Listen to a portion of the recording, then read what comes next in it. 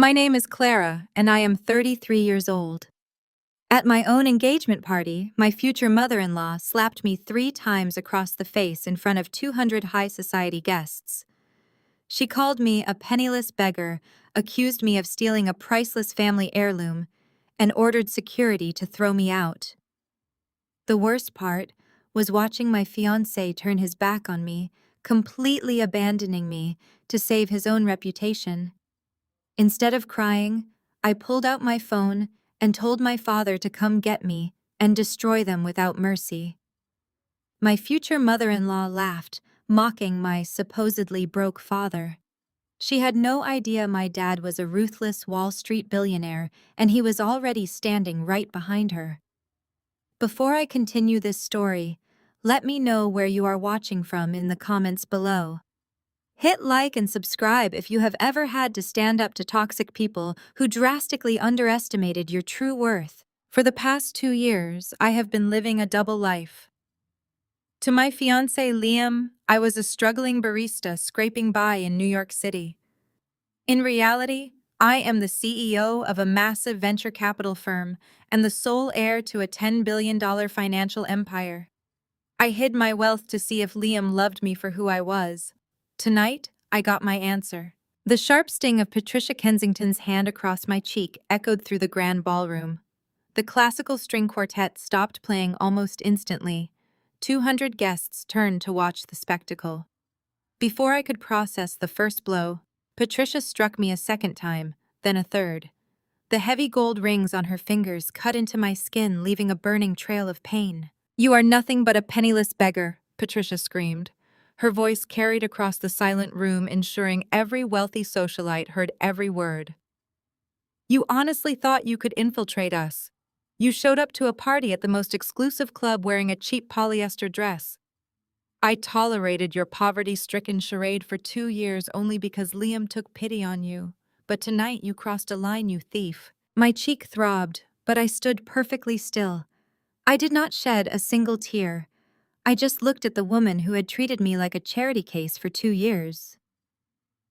"What are you talking about?" I asked, keeping my voice dangerously calm. "Do not play dumb," Patricia sneered, pointing a manicured finger at my chest. "My vintage diamond necklace went missing from the bridal suite right after you went in to touch up your makeup. You are the only one desperate enough to steal it to pay off your miserable student loans." Murmurs rippled through the crowd. I saw the judgmental whispers and disgusted glares from people who prided themselves on old money status. I slowly turned my gaze to Liam. He stood a few feet away, wearing a tuxedo I knew he bought on credit. This was really his moment. This was the exact scenario I had been waiting for, to see if the man I was about to marry had the spine to defend me against his mother's toxic abuse. "Liam," I said, my voice cutting through the whispers. "Are you going to let her say these things to me? Are you going to let her accuse me of being a thief in front of your friends?" Liam refused to look me in the eye. He shifted nervously, adjusting his silk tie and looking anywhere but at my face. The silence stretched on. Finally, he let out a dramatic sigh and took a step away from me, physically aligning himself with his mother. "I am sorry," Clara, Liam mumbled, his voice dripping with cowardice. "But Mom is right. You were the only one in that room. I know you have been struggling to make rent, and I know how stressed you are about money. I just cannot defend a thief." A cold realization washed over me, completely erasing any lingering affection. Liam was not just a coward. He was a fraud willing to throw me to the wolves to protect his mother's fragile ego and his own desperate need to appear superior. My social experiment had yielded a horrific result. He failed the test. "Security," Patricia yelled, waving frantically at the large men in black suits. "Throw this trash out of my club immediately and call the police. I want her arrested." The security guards began moving toward me. I did not panic or beg for mercy. Instead, I calmly reached into my clutch, pulled out my phone, and bypassed my fake contacts. I dialed the direct private line to the only man in the world more ruthless than the people currently trying to destroy me. He answered on the first ring. "Dad," I said, my voice echoing clearly across the silent crowd. "Come get me." and deal with them without mercy. I ended the call and slipped the phone back into my bag. Patricia let out a mocking laugh that bounced off the chandeliers.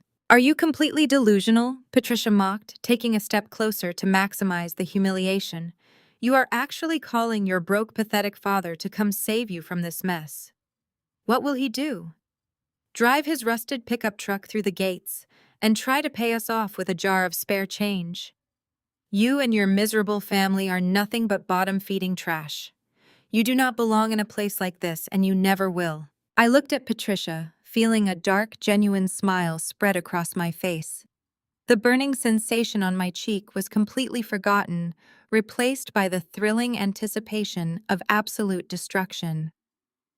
He is not driving a broken pickup truck, Patricia, I said, my voice dropping down to a terrifyingly calm whisper. And he is actually standing right behind you right now. The heavy oak doors of the Vanderbilt Country Club did not just open, they practically exploded inward. The violent crash of solid wood against the marble walls silenced the remaining whispers in the ballroom. Every guest froze. Patricia froze, her hand still raised in the air from her previous tirade. I stood my ground, my cheek still burning from her slaps, but a deep sense of satisfaction anchored my posture. A team of men entered the room. They were not wearing the flashy suits that Liam favored. These men wore dark, impeccably tailored charcoal suits. 6 were private security. Their eyes scanned the ballroom with cold, clinical precision. Behind them walked 3 corporate lawyers carrying leather briefcases. At the center of this imposing formation was my father. Richard Thornton did not look like a man who had just rushed across Manhattan. At 65, he possessed the kind of quiet, terrifying gravity that could empty a boardroom with a single glance. He wore a simple navy blazer and carried no phone, no keys, nothing but a single manila folder. Patricia stared at him, her eyes darting from his scuffed leather loafers to his completely unbranded silver wristwatch. Her lip curled into a sneer of pure disgust. She took a step forward, her chest puffed out with false aristocratic pride. "Are you the father?" Patricia demanded, her voice echoing shrilly across the marble floor. "I should have known. You barge into a private members-only club looking like a glorified mechanic. I suppose you are here to collect your trash of a daughter. Good, take her and get out before I have you both arrested for trespassing." My father did not even look at her. He walked right past Patricia as if she were cheap furniture. The absolute dismissal in his posture made her gasp in outrage. He stopped directly in front of the champagne tower, unfastened the manila folder, and let a thick stack of legal documents slide onto the white linen tablecloth. The heavy thud of this paper sounded like a gavel striking a block. "What is the meaning of this?" Patricia shrieked, turning to the club manager who had just rushed into the room, sweating and pale. "Mr. Sterling, call the police immediately. This man is trespassing on Vanderbilt property. I want him forcibly removed right this very second, you hear me, Mr. Sterling." A man who had spent the last 2 years kissing Patricia's ring did not move toward my father. Instead, he stopped a respectful 5 feet away, bowed his head slightly, and folded his hands in front of him. "I am so sorry, Mrs. Kensington," Mr. Sterling said, his voice shaking, "but I cannot do that." "Cannot do that!" Patricia shrieked, her face turning an ugly shade of magenta. "We pay $50,000 a year in membership dues. I demand you throw this trash out." My father finally turned to look directly at her angry face. His gaze was entirely devoid of emotion. It was the same look he gave a failing company right before he dismantled it for parts. "Mr. Sterling cannot throw me out, Patricia." My father said, his voice a low, gravelly rumble that commanded absolute attention. "Because as of exactly 5 minutes ago, I own this building, the golf course, the marina, and every single blade of grass on this property. The ink on the acquisition contract is barely dry." Patricia let out a harsh, mocking laugh. "You, a man who looks like he buys his suits off the rack. You bought the Vanderbilt Country Club. You are as delusional as your thieving daughter." My father gestured lazily to the lead lawyer standing behind him. The lawyer stepped forward, holding up a certified bank transfer receipt and the deed of sale. Thornton Capital Group acquired the Vanderbilt Country Club for $85 million in a cash transaction at 4:30 this afternoon, the lawyer announced to the dead silent room. The transaction has cleared.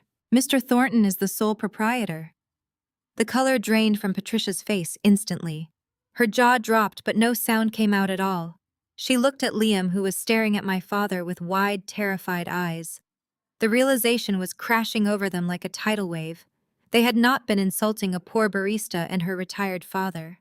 They had just publicly assaulted the heir to one of the most ruthless financial empires on Wall Street. "Now that we have established ownership," my father said, buttoning his blazer, "I am exercising my right as the proprietor to enforce a permanent ban. Patricia Kensington, Liam Kensington, and anyone associated with their immediate family are hereby permanently exiled from this specific property. Mr. Sterling, please have security remove these trespassers. Do not let them use the front doors. Take them out through the service exit where the garbage goes." Patricia screamed as two large security guards grabbed her by the arms. "Let go of me! You cannot do this! We are the Kensingtons! We built this town!" Liam lunged forward, trying to grab my arm, but my father's security team slammed him against the nearest table. Crystal glasses shattered across the floor. Clara, Liam shouted, his face pressed against the marble. "You lied to me. You told me your father was a retired clerk. You said you had nothing." I looked down at the man I had almost married. "I told you he retired from the daily operations of a $10 billion venture capital fund," I replied smoothly. "You were just too busy talking about yourself to ever listen to the end of my sentences."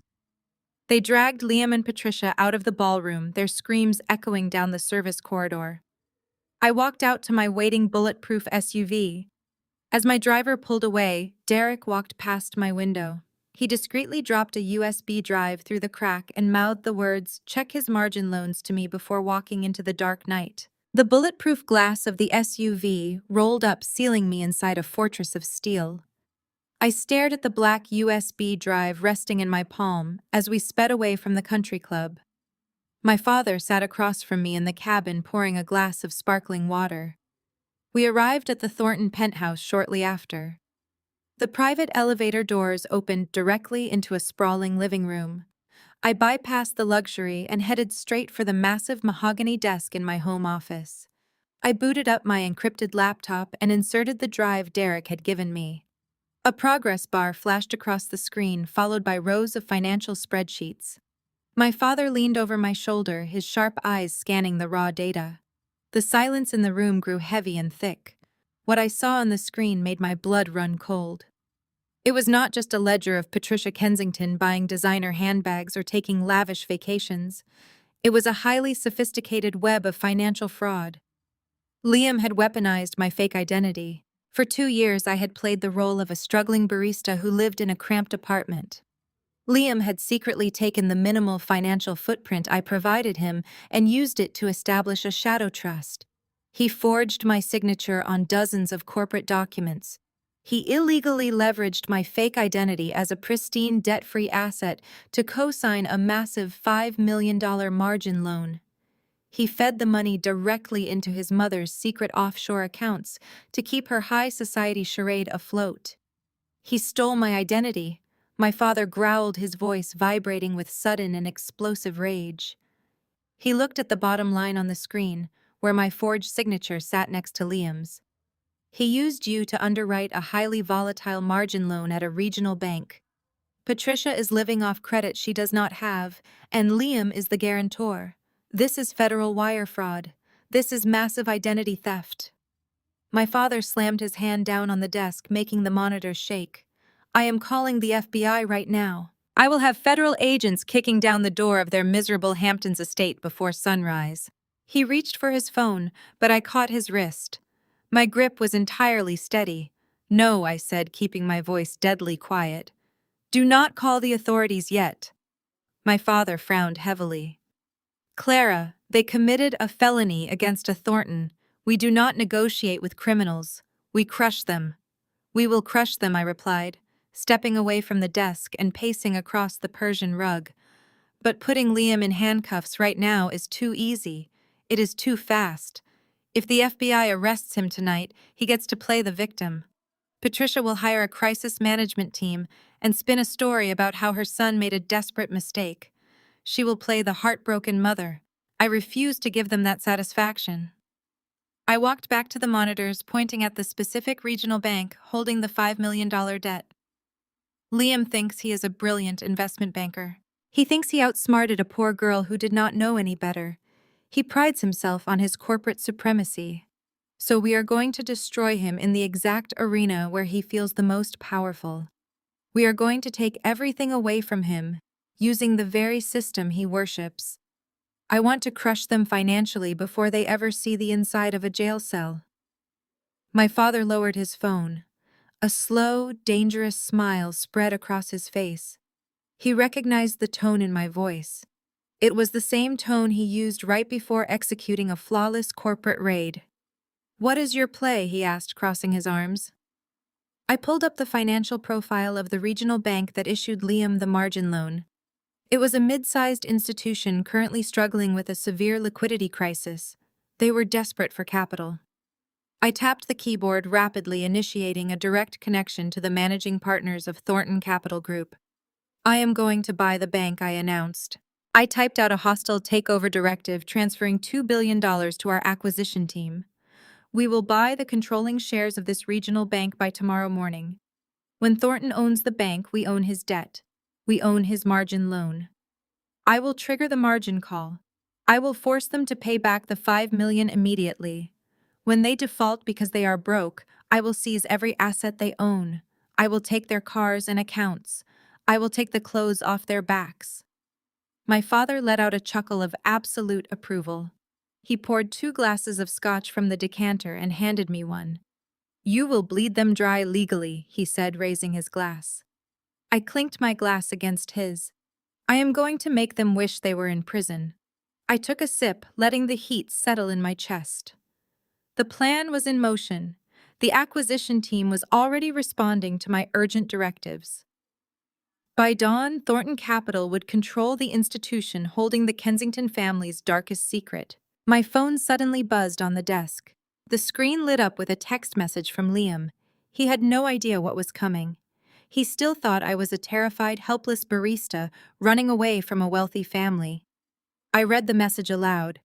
"Sign the post-nuptial agreement absorbing the $5 million debt by noon tomorrow, or I am taking the fake stolen necklace footage to the police." I stared at the blackmail threat. Liam was a coward using a fabricated crime to force a woman he thought was destitute into absorbing his fraudulent debt. He thought I would panic. I set the phone down carefully near the glowing computer monitors. "Let him try." I whispered to the empty room, feeling overwhelming calm wash over me. I was finally ready for war. The heavy steel door of the Vault, an underground coffee shop in the financial district, closed securely behind me. It required a high-level membership to enter. It was the perfect place for corporate espionage. I spotted Derek sitting alone in a secluded corner booth. He wore a sharp charcoal suit that commanded respect, though his posture was rigid. As I slid into the tufted leather booth across from him, he did not offer a polite greeting. He simply reached into his briefcase and slid a thick, unmarked manila folder across the dark wood table. I opened it immediately without a word. The bulb illuminated bank statements, routed transfers, and highlighted audit trails. "You work fast, Derek," I said, tracing a finger over a particularly damning column of offshore routing numbers. He took a slow, deliberate sip of his black coffee, his eyes locked on the documents. When you spend your entire career uncovering financial rot for Fortune 500 companies, tracking a sloppy paper trail left by a desperate socialite is child's play. I flipped to the second page, my eyes scanning the heavily redacted account numbers that Derek had somehow managed to bypass. The margin loan was significantly worse than I had initially thought. Liam had not just leveraged my identity for $5 million. He had intentionally structured the payouts to funnel directly into a series of shell companies controlled entirely by his mother. Patricia was bleeding cash at an astonishing rate to maintain the fragile illusion of her extreme wealth. But as I turned the page, there was another set of numbers here. A secondary flow of money that did not belong to the margin loan at all. I looked up at Derek, pointing directly at the bottom of the third page. These routing numbers correspond exactly to your personal accounts. I said, my voice low and dangerous. Patricia is not just spending Liam's fraudulent loan money, she is actively siphoning money directly from your salary. Derek's jaw tightened. A muscle fluttered in his cheek as he stared down at the documents he had risked his entire career to obtain.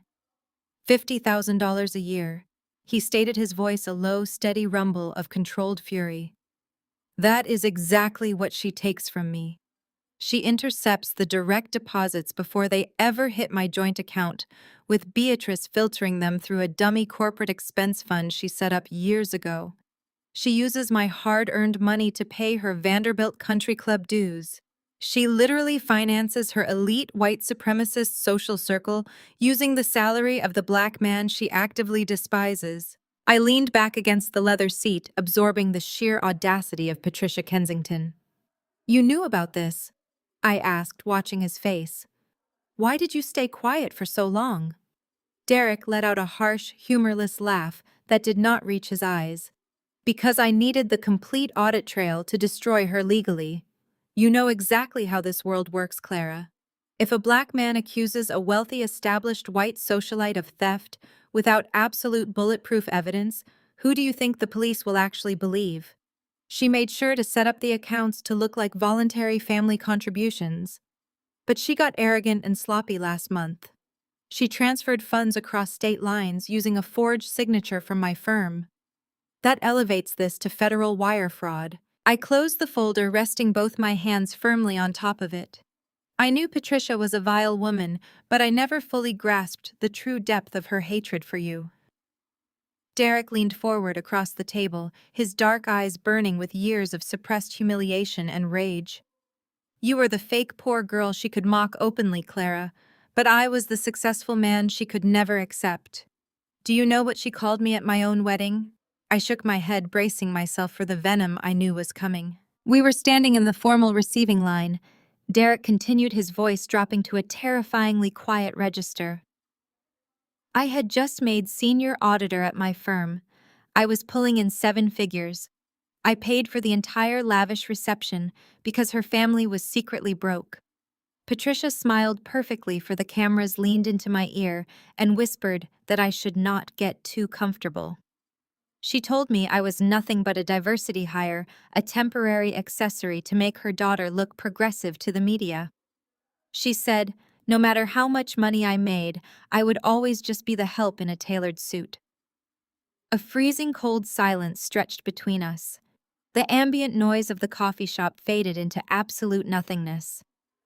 I looked at this brilliant, accomplished man, who had been subjected to the most insidious forms of systemic racism and psychological abuse by a woman who was actively stealing from him to fund her fake aristocracy.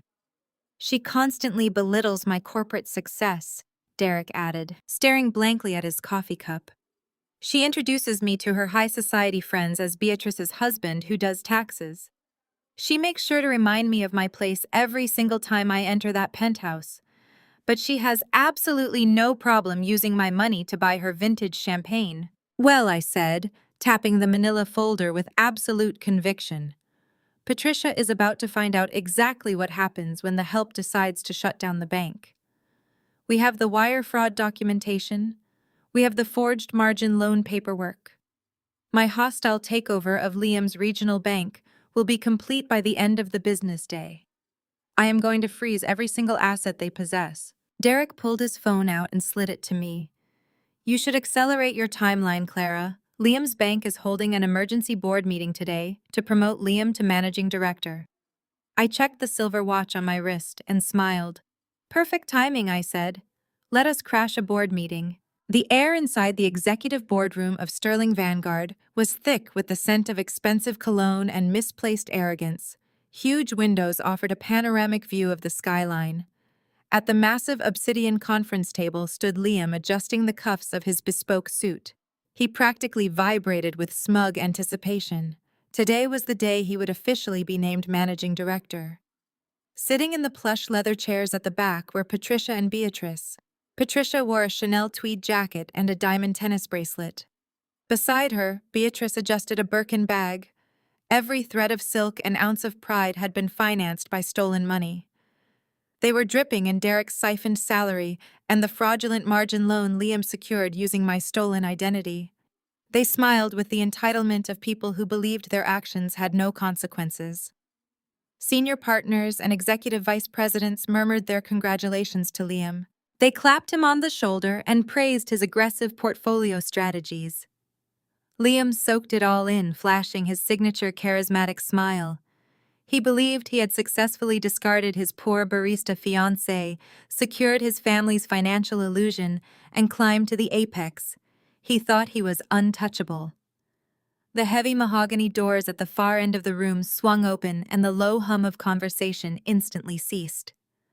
Arthur Sterling, the chief executive officer, walked into the room.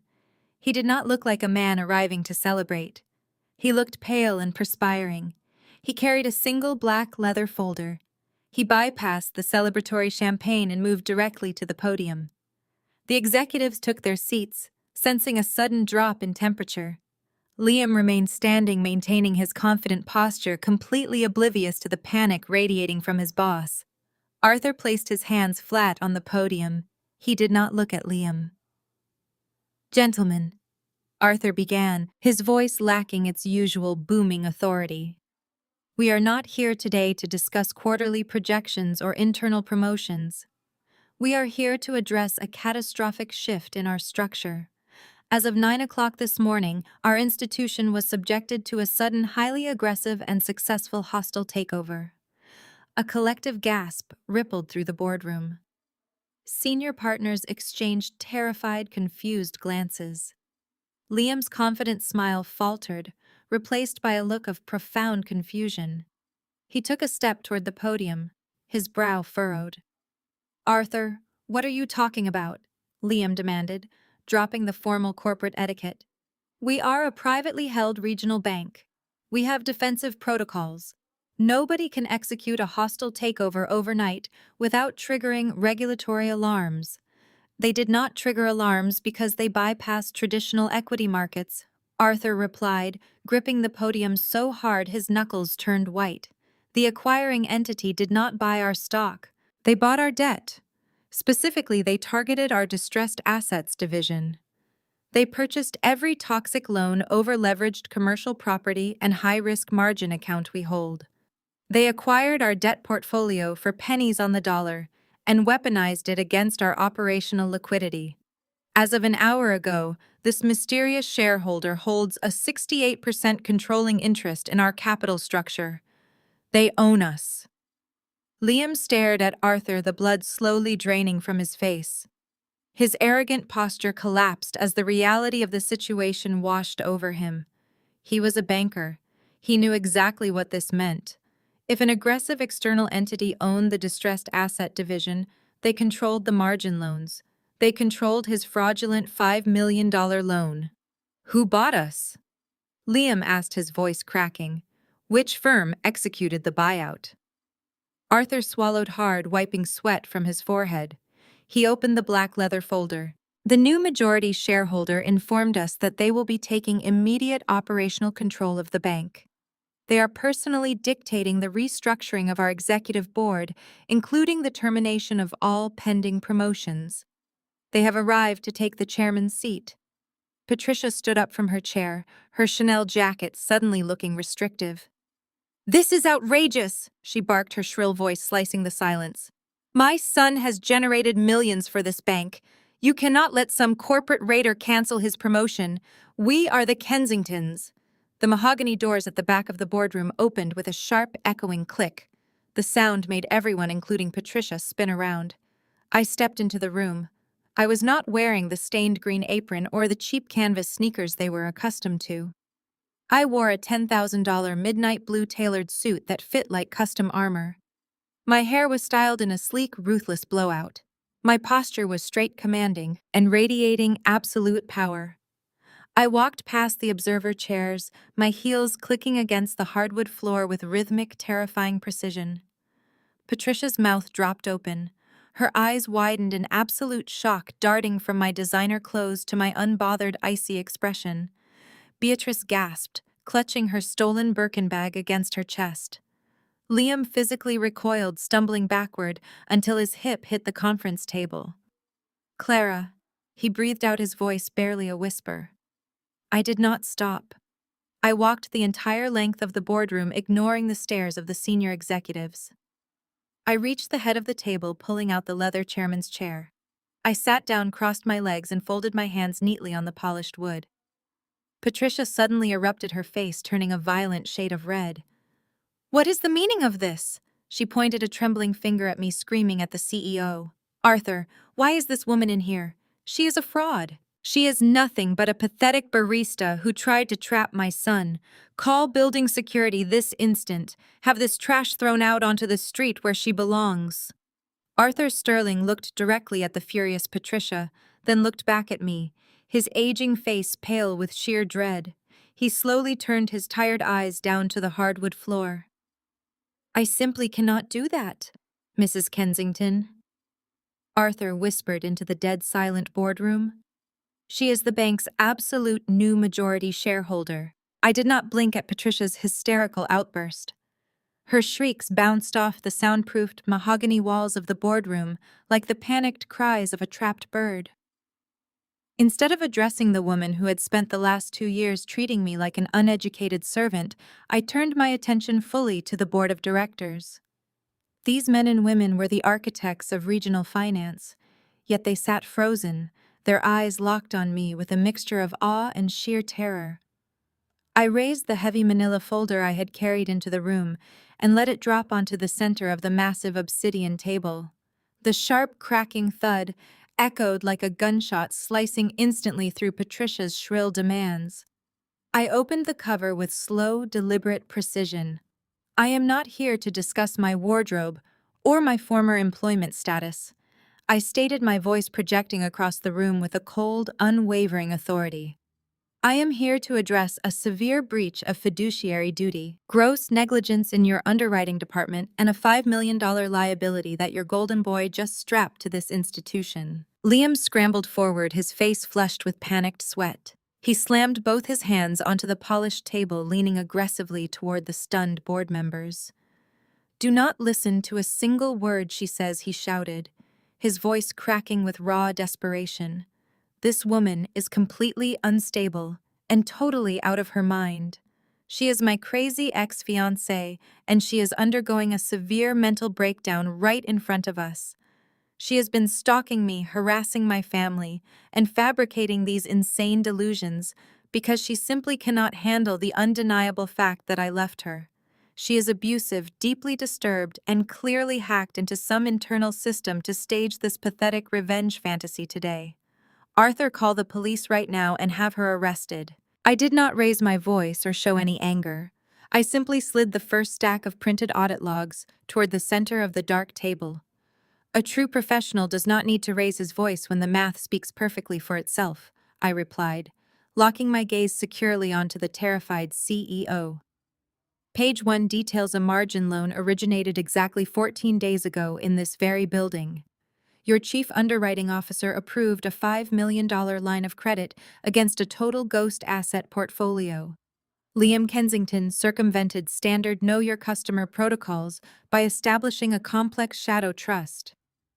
He utilized an identity he firmly believed belonged to a destitute civilian with zero financial footprint. He forged signatures across 7 different corporate guarantees, bypassed the Internal Risk Assessment Committee, and manually authorized the immediate disbursement of funds. The room remained dead silent. The board members scrambled to pull the documents toward them, their eyes widening significantly as they scanned the highlighted routing numbers. Liam sneered desperately, trying to maintain his fading bravado. That is complete nonsense, he scoffed, pointing a trembling finger at the thick paper stack. You do not even understand what a margin loan is or how it functions. You served coffee for a living. You are reading fabricated numbers off a stolen spreadsheet. I leaned forward, resting my forearms gracefully on the table. My posture was relaxed, yet completely predatory and commanding. A margin loan secured against a synthetic equity portfolio is only viable if the underlying assets maintain a strict minimum liquidity ratio of 30%. I explained, my tone surgical and precise. However, Liam did not secure the substantial loan against liquid equities. He backed it using a shell company holding heavily depreciated residential real estate in secondary failing markets. To mask the extreme lack of liquidity, he artificially inflated the basic appraisals and cross-collateralized the debt using a fraudulent guarantor signature. My exact signature. He then immediately drained the capital, rapidly wiring the $5 million through 3 separate offshore holding accounts in the Cayman Islands to carefully avoid triggering domestic tax flags. The funds eventually landed in a private discretionary account, controlled exclusively by Patricia Kensington. I watched closely as the color totally drained from the faces of the senior executives. They were seasoned bankers, and they understood exactly what I was laying out before them. This was not a simple clerical error or a minor oversight. It was a massive, highly coordinated corporate crime. You completely failed to execute basic due diligence. I continued, my gaze sweeping across the terrified board members. You allowed a mid-level vice president to casually bypass your essential risk management framework simply because of his alleged social pedigree. As the new majority shareholder of this distressed institution, I have already initiated a comprehensive forensic audit. Your compliance officers will be thoroughly interrogated. Your existing underwriting protocols will be immediately dismantled. But first, we are going to clean house right now. Arthur Sterling looked up from the documents, his face glistening with cold sweat. He looked directly at Liam, who was slowly backing away from the table. Liam, Arthur said, his voice trembling with disbelief and fury. You bypassed the committee. You maliciously forged the guarantor signatures. You jeopardized this entire bank. Liam shook his head violently. Arthur, wait. Let me explain. It was just a bridge loan. I was going to leverage the funds to secure a much larger acquisition. I can balance the ledger. You just need to give me more time. You do not have any time, I interjected. Your margin loan has just been called. You are in default today. Arthur stood up. You are terminated, Liam. Effective immediately. Security will escort you out. We will be pursuing criminal charges. Patricia screamed loudly. You pathetic coward, she shrieked, her face twisting into an ugly mask of pure rage. We built this bank. We do not need this institution. We still have the $15 million Hamptons estate, and we will crush you. I allowed a devastating smile to curve across my lips. About that estate, check your email. The tires of Liam's imported sports car screeched violently against the asphalt as he took the final turn toward their Hamptons estate. Patricia clutched the dashboard with trembling, manicured hands. Her breathing came in short, jagged gasps that filled the tense silence of the luxury vehicle. In the back seat, Beatrice complained loudly about the erratic driving, completely oblivious to the financial apocalypse closing in. Liam slammed his foot on the accelerator, pushing the engine to its absolute limit. He was desperate to reach the one remaining symbol of their untouchable wealth. The coastal property was supposed to be their sanctuary. It was physical proof that the Kensington name still commanded respect. The car roared down the private tree-lined avenue that led to the estate. Liam hit the brakes so hard the vehicle fishtailed slightly before coming to a jarring halt. The heavy iron gates at the entrance of their property were firmly shut. A thick industrial steel padlock secured the center chains. Beyond the iron bars, the scene resembled a chaotic nightmare. 3 massive commercial moving trucks were parked haphazardly across the pristine, manicured driveway.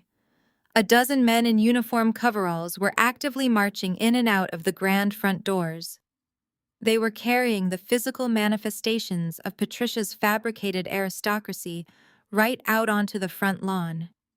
Velvet sofas, crystal chandeliers, and oil paintings were stacked on the grass. Patricia let out a guttural shriek and scrambled out of the car before Liam even put it in park. She threw her body against the locked iron gates, rattling the cold metal bars with her diamond-clad fingers. "What are you animals doing?" Patricia screamed at the top of her lungs. "Put my belongings down this instant. I will have you all arrested for burglary." I am Patricia Kensington, and this is my private estate. The moving crew completely ignored her frantic yelling.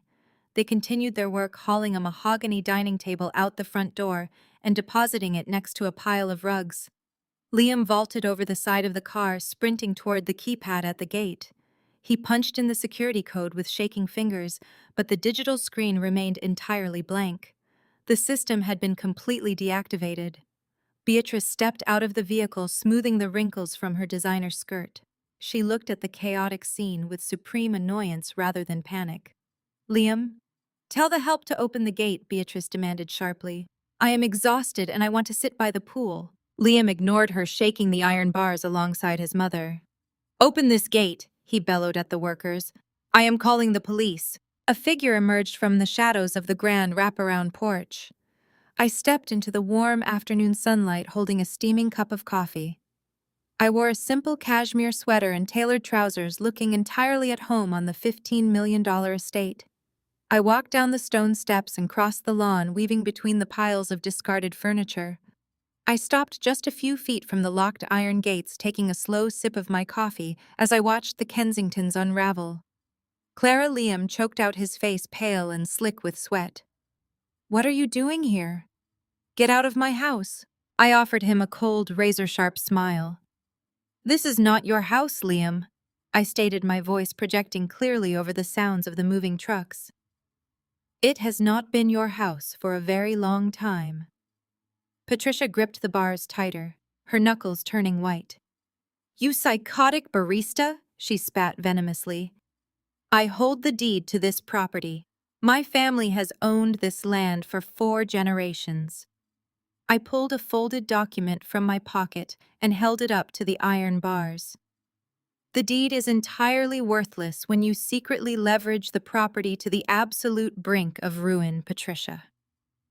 You did not just take out one mortgage to fund your country club dues and designer wardrobes. You took out 3 separate, highly classified subprime mortgages against this estate. You borrowed heavily against the family name because you have not had a dime of actual liquid cash in over 10 years. Patricia visibly flinched. Her mouth opened and closed, but she had no defense. I stepped closer to the gate, locking my gaze on Liam. When I acquired your regional bank this morning, I did not just purchase your fraudulent margin loan, I explained, watching the dawning horror wash over his face. My venture capital firm bought up all the toxic paper your family generated. I own the 3 mortgages on this house. And because you, Liam, committed federal identity fraud and wire fraud to secure your recent margin loan, you automatically triggered the criminal default clauses buried deep within your mother's mortgage contracts. The bank had the right to initiate an immediate, unappealable foreclosure. I executed that right exactly 1 hour ago. You do not own this property. I do. And I want your tacky, overpriced furniture off my lawn by sunset. The reality of her total destruction finally broke Patricia Kensington. Her knees buckled beneath her. She collapsed onto the dirty asphalt just outside the gates, the expensive fabric of her Chanel jacket pooling around her. Her arrogance vanished, replaced by the pathetic desperation of a woman who had just lost her entire identity. Clara, please, Patricia begged, tears streaming down her perfectly contoured face. She reached her hands through the iron bars, grasping at the empty air. You cannot do this. You are my sweet daughter-in-law. We were going to be family. I will do anything you want. Just please do not take my home. Do not leave me with nothing. I looked down at the sobbing woman and repeated her exact words. A penniless beggar unworthy of this property. Get out. Beatrice stepped forward, pulling out her gleaming platinum credit card. I will just buy the house back with my trust fund. Beatrice marched past her mother, her designer heels clicking sharply against the pavement. She approached a man in a gray suit who was holding a clipboard and overseeing the moving crew. He wore the unmistakable badge of the foreclosure agency. Beatrice thrust her gleaming platinum card toward his chest. I am Beatrice Kensington Blackwell, she announced with supreme arrogance. I am purchasing this property right now. Name your price. I have an irrevocable trust fund that generates more interest in a day than you make in a decade. Run the card. The agent looked from the card to Beatrice with a mixture of pity and professional detachment. He pulled a portable payment terminal from his briefcase. "Madam, this is highly irregular, but the bank has authorized immediate liquidation of the asset to clear the bad debt." He swiped the heavy metal card. The terminal beeped a harsh, flat tone. "Declined." Beatrice scowled, snatching the card back. She dug deeply into her Birkin bag and produced a black titanium card. "Your machine is broken," she snapped. "Use this one. It has no limit." The agent swiped the black card. Another harsh beep. "Declined." Her face flushed red. She pulled out a third card, then a fourth, slapping them onto his clipboard. "Run them all. Run every single one. You're doing it wrong." The agent swiped each card in rapid succession. "Declined. Declined. Declined." He handed the stack of useless plastic back to her. "I am sorry, madam, but every single account associated with your name is showing insufficient funds or has been completely frozen." "That is completely impossible!" Beatrice shrieked, her voice reaching a pitch that made the moving men wince.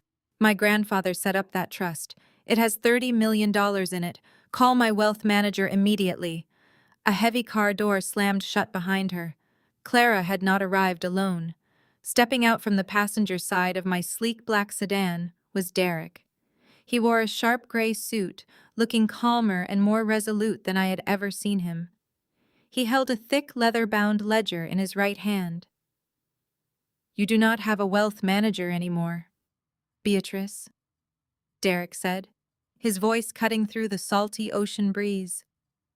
Beatrice spun around, her eyes widening at the sight of her husband standing beside me. "Derek, what are you doing with her?" Beatrice demanded, her confusion morphing into fresh anger. "Tell this idiot with the clipboard to run the cards again. Tell him who we are." Derek walked slowly up the driveway, stopping right beside me. He did not look at Patricia or Liam. He looked directly at his wife. He held up the heavy ledger. "I am not here to bail you out, Beatrice. I am here to deliver the final audit of your beloved trust fund. The one you constantly reminded me about every time I bought a suit or paid for our vacations. The trust fund you used to make me feel small." Beatrice froze, her hands still clutching the rejected credit cards. "What are you talking about?" she whispered. Derek opened the ledger and flipped to a dog-eared page. "Your trust fund does not exist, Beatrice. It has been entirely empty for exactly 4 years. Beatrice shook her head, a nervous, breathless laugh escaping her throat. "That is a lie. My mother manages the trust. She sends me the quarterly statements." Derek tossed a stack of papers from the ledger onto the driveway. The wind caught a few pages, scattering them across the asphalt. "Those statements were fabricated." Derek stated, his tone devoid of any sympathy. "Patricia drained your entire trust fund 4 years ago. Do you remember our lavish wedding at the plaza? The one your mother insisted had to be the social event of the decade? The one she claimed she was paying for out of the kindness of her heart. Patricia used your own trust fund to pay for it. She liquidated the principal to cover the $2 million wedding, and she used the rest to pay off her personal gambling debts and country club arrears. You have been completely broke since the day we got married. I have been funding your entire lifestyle with my salary. The salary your mother has been actively siphoning to keep up this pathetic charade." Beatrice turned her head slowly, looking down at Patricia. Patricia was still on her knees, her makeup smeared, refusing to look at her daughter. "Mom!" Beatrice gasped, her voice trembling with rising hysteria. "Tell him he is lying. Tell him my money is safe." Patricia sobbed, covering her face with her hands. "I had to do it, Beatrice. We had to maintain our image. If society knew we were struggling, we would have been ruined. I did it for the family name." Beatrice let out a sound that was half scream and half feral growl. "You stole my life," she shrieked, dropping her designer bag and lunging violently at her own mother. She tackled Patricia to the ground, her manicured hands tearing fiercely into the pristine Chanel jacket. Patricia shrieked, fighting back and clawing wildly at her hair. Liam rushed forward, attempting to pull his sister off their mother, but Beatrice kicked him squarely in the shin, sending him tumbling onto the grass alongside them. The picture-perfect Kensington family was reduced to a screaming, thrashing pile of limbs on their own front lawn, fighting in the dirt while the moving crew watched in stunned silence. I stood beside Derek, sipping my coffee as we observed the utter destruction of their fabricated empire. Derek calmly reached inside his tailored suit jacket. He pulled out a crisp, folded legal document.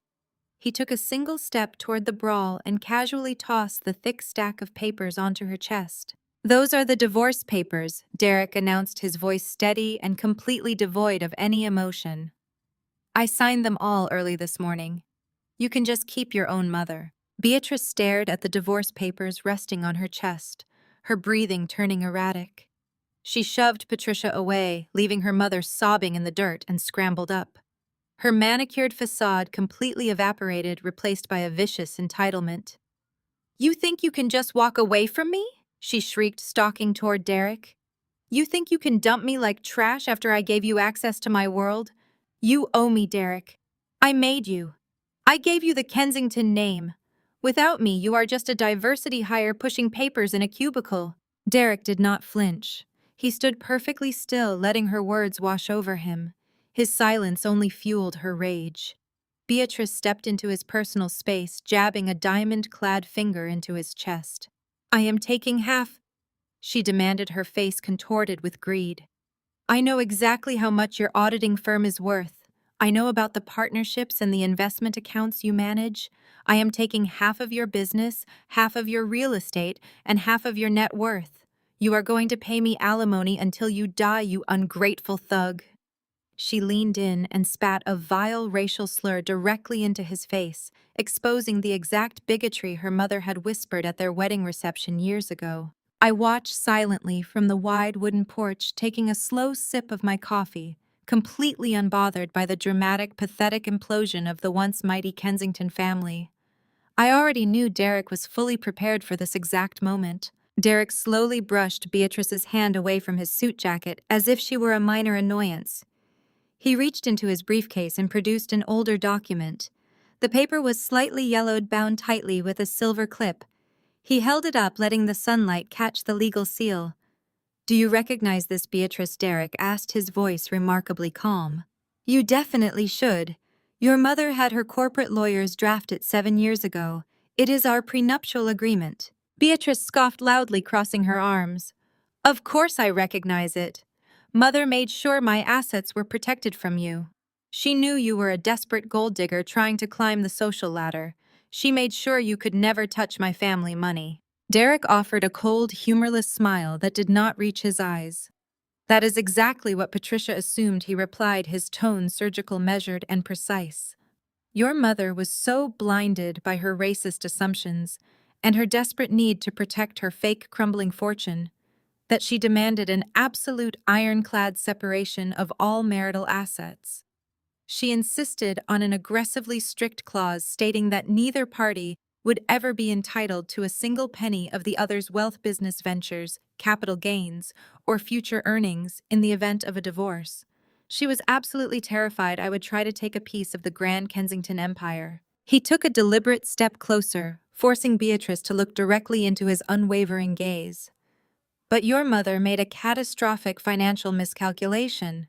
Because of her extreme bigotry and her assumption that I would always be beneath you, she drafted a legally binding document that provides zero allowance for alimony, zero provision for spousal support, and zero division of accumulated wealth.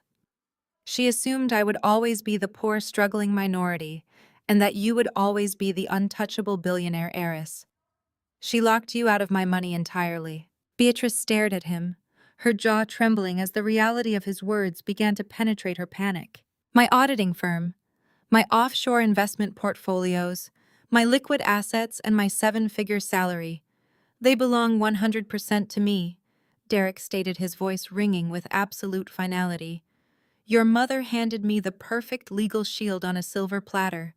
You get absolutely nothing from me. You leave this marriage exactly as you are right now. You are broke, you are humiliated, and you are standing on a foreclosed lawn with nowhere to go. I am done subsidizing your fake aristocratic lifestyle." Beatrice let out a high-pitched wail of pure despair. She looked frantically from Derek to the moving trucks, then down at her weeping mother. Her entire reality had just been obliterated by the very legal document designed to protect her. She had nothing. Derek turned his back on her without another word. He walked with a quiet, dignified confidence back to my black sedan. He opened the passenger door, slid inside, and closed it with a solid, definitive thud. The engine hummed quietly, and the driver instantly put the car in gear. Beatrice screamed his name, running a few steps toward the vehicle, but the sedan smoothly accelerated down the long driveway, leaving her choking on the exhaust fumes. Derek was finally free. I stood on the porch, lowering my coffee cup, savoring the absolute destruction of their toxic legacy. The Kensingtons were ruined. Patricia was rocking back and forth on the grass, sobbing uncontrollably.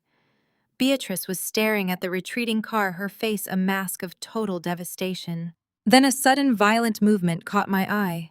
Liam, who had been watching his entire family fall apart in stunned silence for the past 10 minutes, completely lost his mind. His face twisted into a terrifying mask of pure, unhinged fury. His hands balled into tight fists, his knuckles turning stark white as the veins in his neck visibly bulged. He let out a primal roar of absolute rage, his eyes locking onto me with murderous intent. "You ruined everything, you vile woman," Liam screamed, sprinting across the manicured lawn directly toward the wooden porch. He charged at me like a cornered wild animal, his heavy footsteps loudly pounding against the hard stone steps. He raised his hand high into the air, his fingers curled into a brutal fist, preparing to violently strike me directly across the face with all the explosive, unadulterated rage he had left in his trembling body. The heavy air cracked with the sound of tearing fabric and a violent, breathless grunt. Liam never even came close to touching my face. A massive blur of black tactical gear intercepted his charge mid-air. Two broad-shouldered men, moving with terrifying precision and lethal speed, materialized from the side of the porch. The first guard drove his shoulder directly into Liam's ribs, lifting him completely off his feet. The second guard grabbed Liam's raised arm, twisting it sharply downward. They slammed him onto the unforgiving concrete of the driveway with a sickening crunch. The impact forced all the oxygen from Liam's lungs in a loud, wet wheeze. One guard pinned his knee onto the center of Liam's spine, while the other expertly secured both of his wrists behind his back.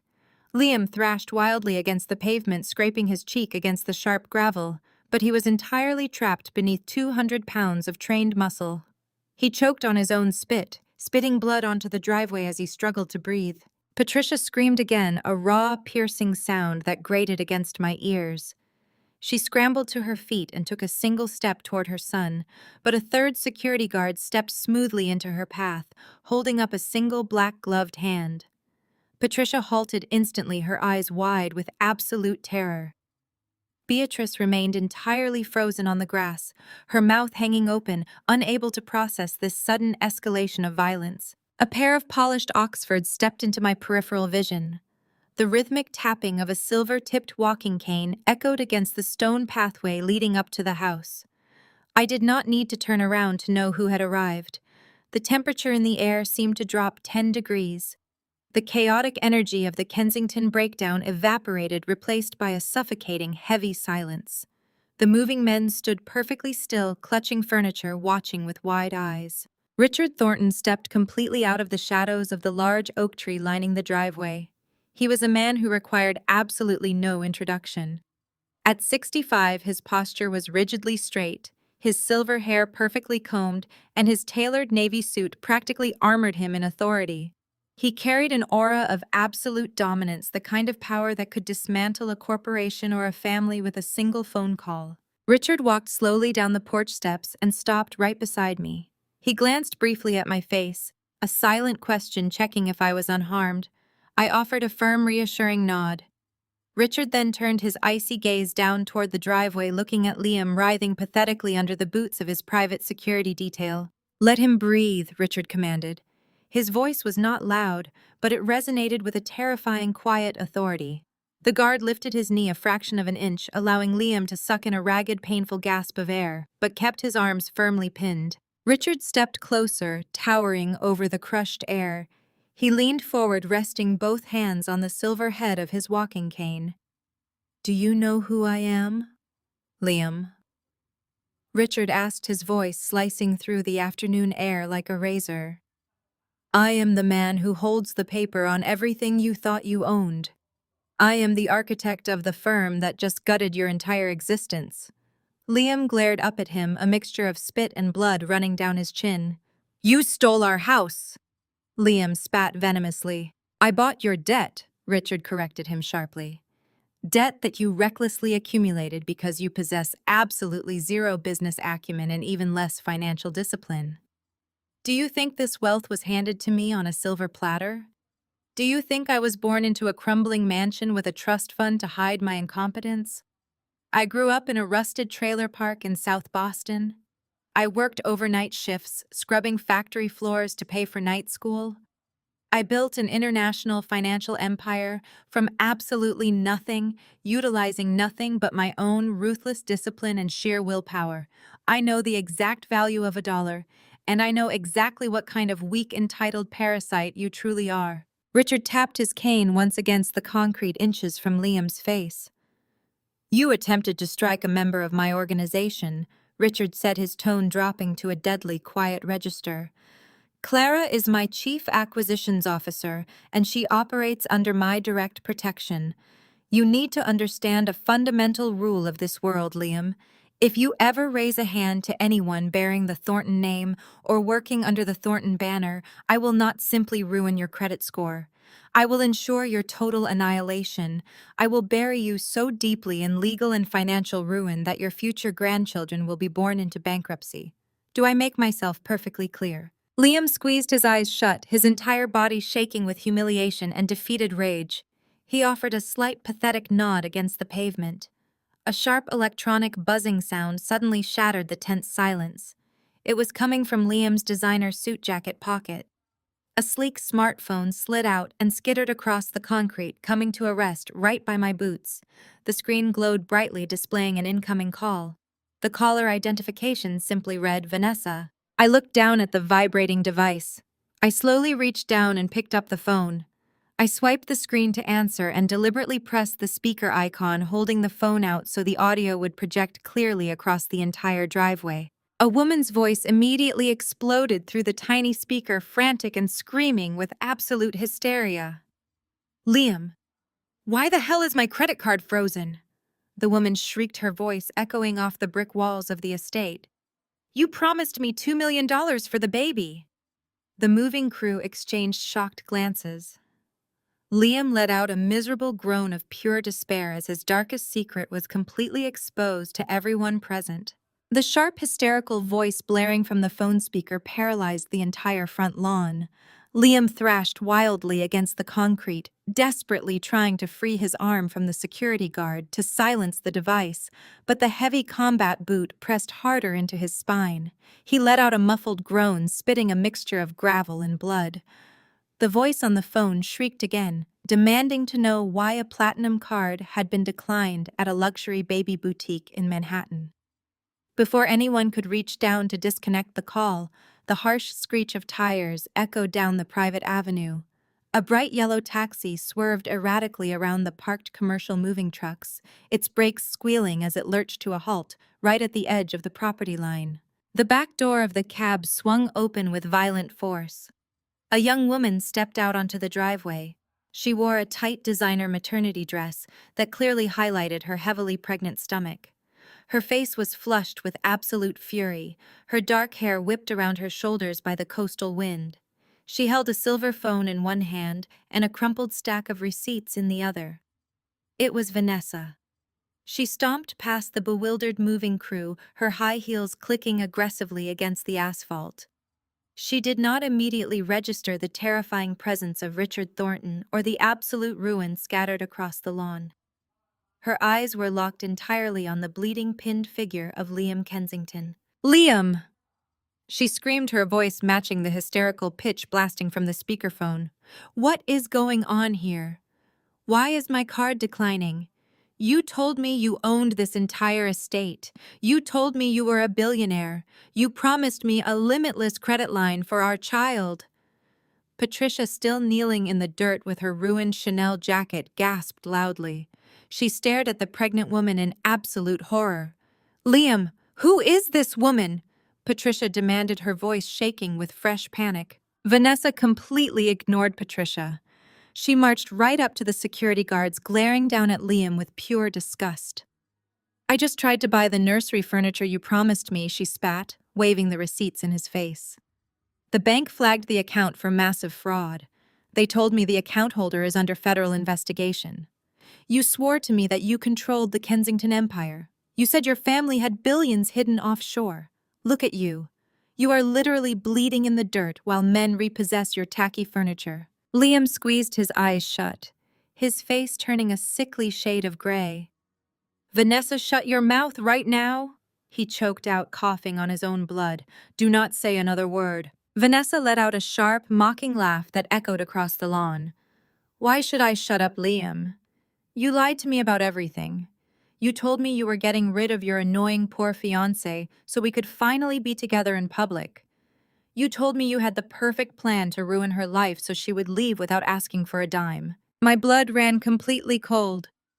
I stepped off the wooden porch, walking slowly toward the driveway.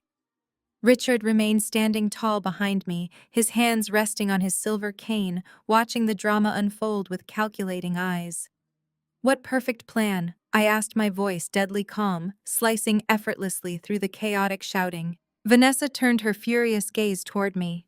She looked me up and down, taking in my casual cashmere sweater and the undeniable authority radiating from the men standing behind me. "You must be Clara," she sneered, crossing her arms over her pregnant belly.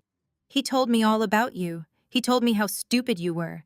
He told me how easy it was to frame you for stealing that ridiculous family heirloom." Patricia let out a strangled shriek, her hands flying to her mouth.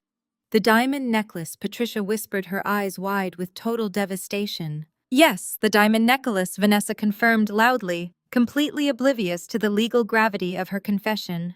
"Liam brought it to my apartment 3 months ago.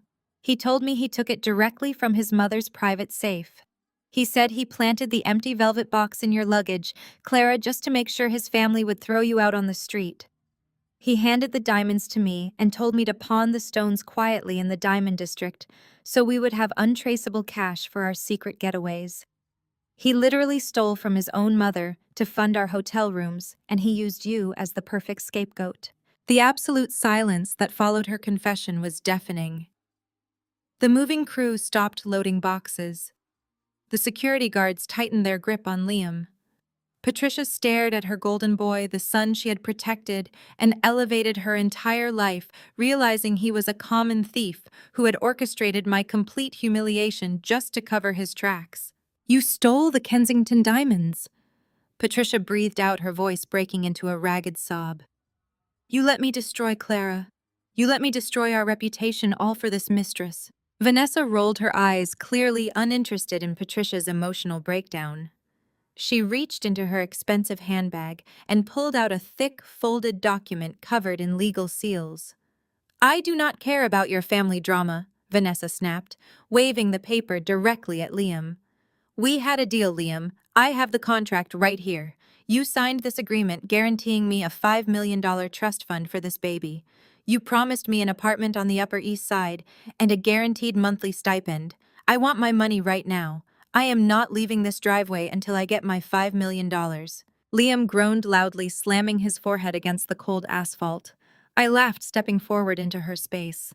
"He does not have $5 million, but I do. And guess who just bought the debt on your condo, Vanessa?" Vanessa took a jagged step backward, her designer heels wobbling on the uneven asphalt. The arrogant sneer melted from her perfectly contoured face, replaced by a sudden chalky pallor. She looked from me to the imposing figure of Richard Thornton, then down at Liam, who was still pinned beneath the heavy boots of the security detail. Her hands instinctively moved to protect her pregnant stomach. "You are lying," Vanessa stammered, her voice stripped of its previous bravado. "You cannot possibly own the debt on my luxury condominium. The ink on that thick mortgage paperwork barely dried 3 short weeks ago." I smiled, taking a deliberate step closer to the trembling woman. My venture capital firm specializes in acquiring high-risk subprime loans. I explained, my tone conversational and pleasant.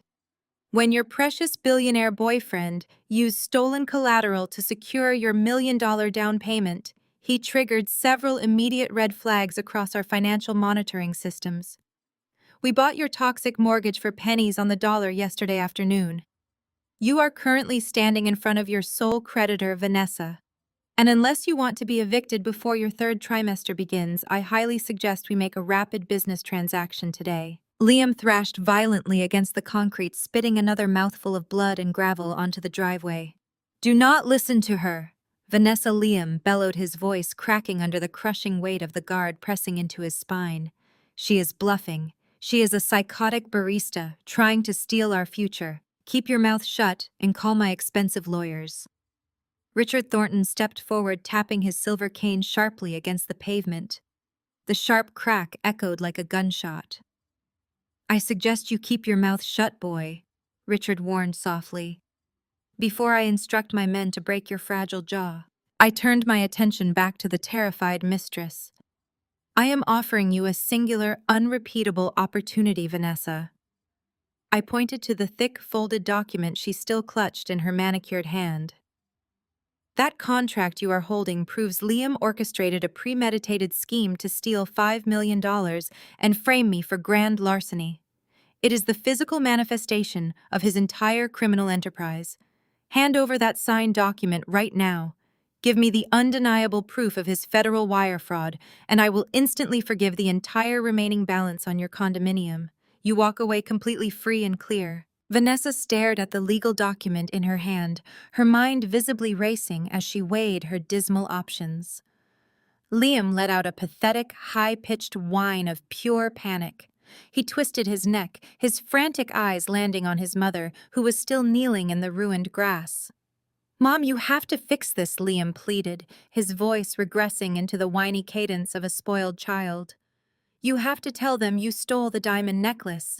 Tell them you orchestrated the entire fraud to protect the estate. Tell them you forced me to sign those stupid legal papers. Patricia Kensington froze. The tears dried instantly on her streaked cheeks. She stared down at the son she had worshipped, sheltered and elevated above everyone else for his entire life. You want me to take the fall for your federal crimes? Patricia whispered, her voice hollow and trembling with a profound, earth-shattering shock. Liam nodded aggressively, scraping his cheek against the driveway. Yes, I am the only sole male heir. I am the golden child. You always said I was the future of the Kensington legacy. You have to protect me. You are just an old woman anyway now. The sheer audacity of his cowardice sucked all the remaining air out of the courtyard. Patricia looked as though she had been physically gutted. The realization that her beloved perfect son was absolutely nothing more than a spineless parasite finally shattered her pristine delusions. You would throw me into a federal prison to save your own pathetic skin, Patricia gasped, her hands shaking as she pulled her ruined Chanel jacket tighter around her chest. I lied for you. I stole for you. I destroyed my relationship with my only daughter for you. And you would just throw me away completely. You owe me, Liam shrieked, completely unhinged and desperate. You raised me to deserve the absolute best. You told me the rules did not apply to us. Do something useful for once in your miserable life and confess to the local police. Vanessa watched this pathetic display of ultimate betrayal with a look of utter revulsion. She looked down at the sniveling, bleeding man she thought was her billionaire savior. He was a coward, a fraud, and a broke criminal willing to sacrifice his own mother to save himself. Vanessa slowly raised her arrogant head and looked directly at me. Wipe out the debt completely, Vanessa demanded, her voice hardening with sudden cold clarity. You forgive the mortgage on my condo, and you sign a legally binding document stating you will never pursue me for the stolen funds he used for the down payment. Do we have a firm deal? I nodded once, maintaining unwavering eye contact. You have my absolute word, and the word of the Thornton firm. You are merely collateral damage in his pathetic scheme. Give me the contract and you can get back in your waiting taxi and return to a fully paid-off luxury apartment." Vanessa did not hesitate for another second. She marched forward, her heels clicking sharply, and thrust the heavy folded contract directly into my waiting hand. "Pleasure doing business with you, Clara," she stated coldly. She turned on her heel, leaving Liam screaming her name in agony, and climbed back into the waiting yellow taxi. The cab sped away, leaving a cloud of dust. I unfolded the contract, reading Liam's arrogant, sprawling signature at the bottom. I held the ultimate smoking gun. Over the coastal wind, the distinct rising wail of approaching police sirens began to echo loudly in the distance. The distant wail of sirens rapidly transformed into a deafening roar. The rhythmic flashing of red and blue lights cut through the heavy coastal fog, painting the imposing brick facade of the Kensington estate in harsh, unforgiving colors. 3 massive black SUVs, bearing dark-tinted windows, and government plates swerved violently onto the gravel driveway, boxing in the remaining commercial moving trucks. The vehicles skidded to a synchronized halt, their heavy tires kicking up clouds of sharp dust. The doors of the lead SUV flew open simultaneously.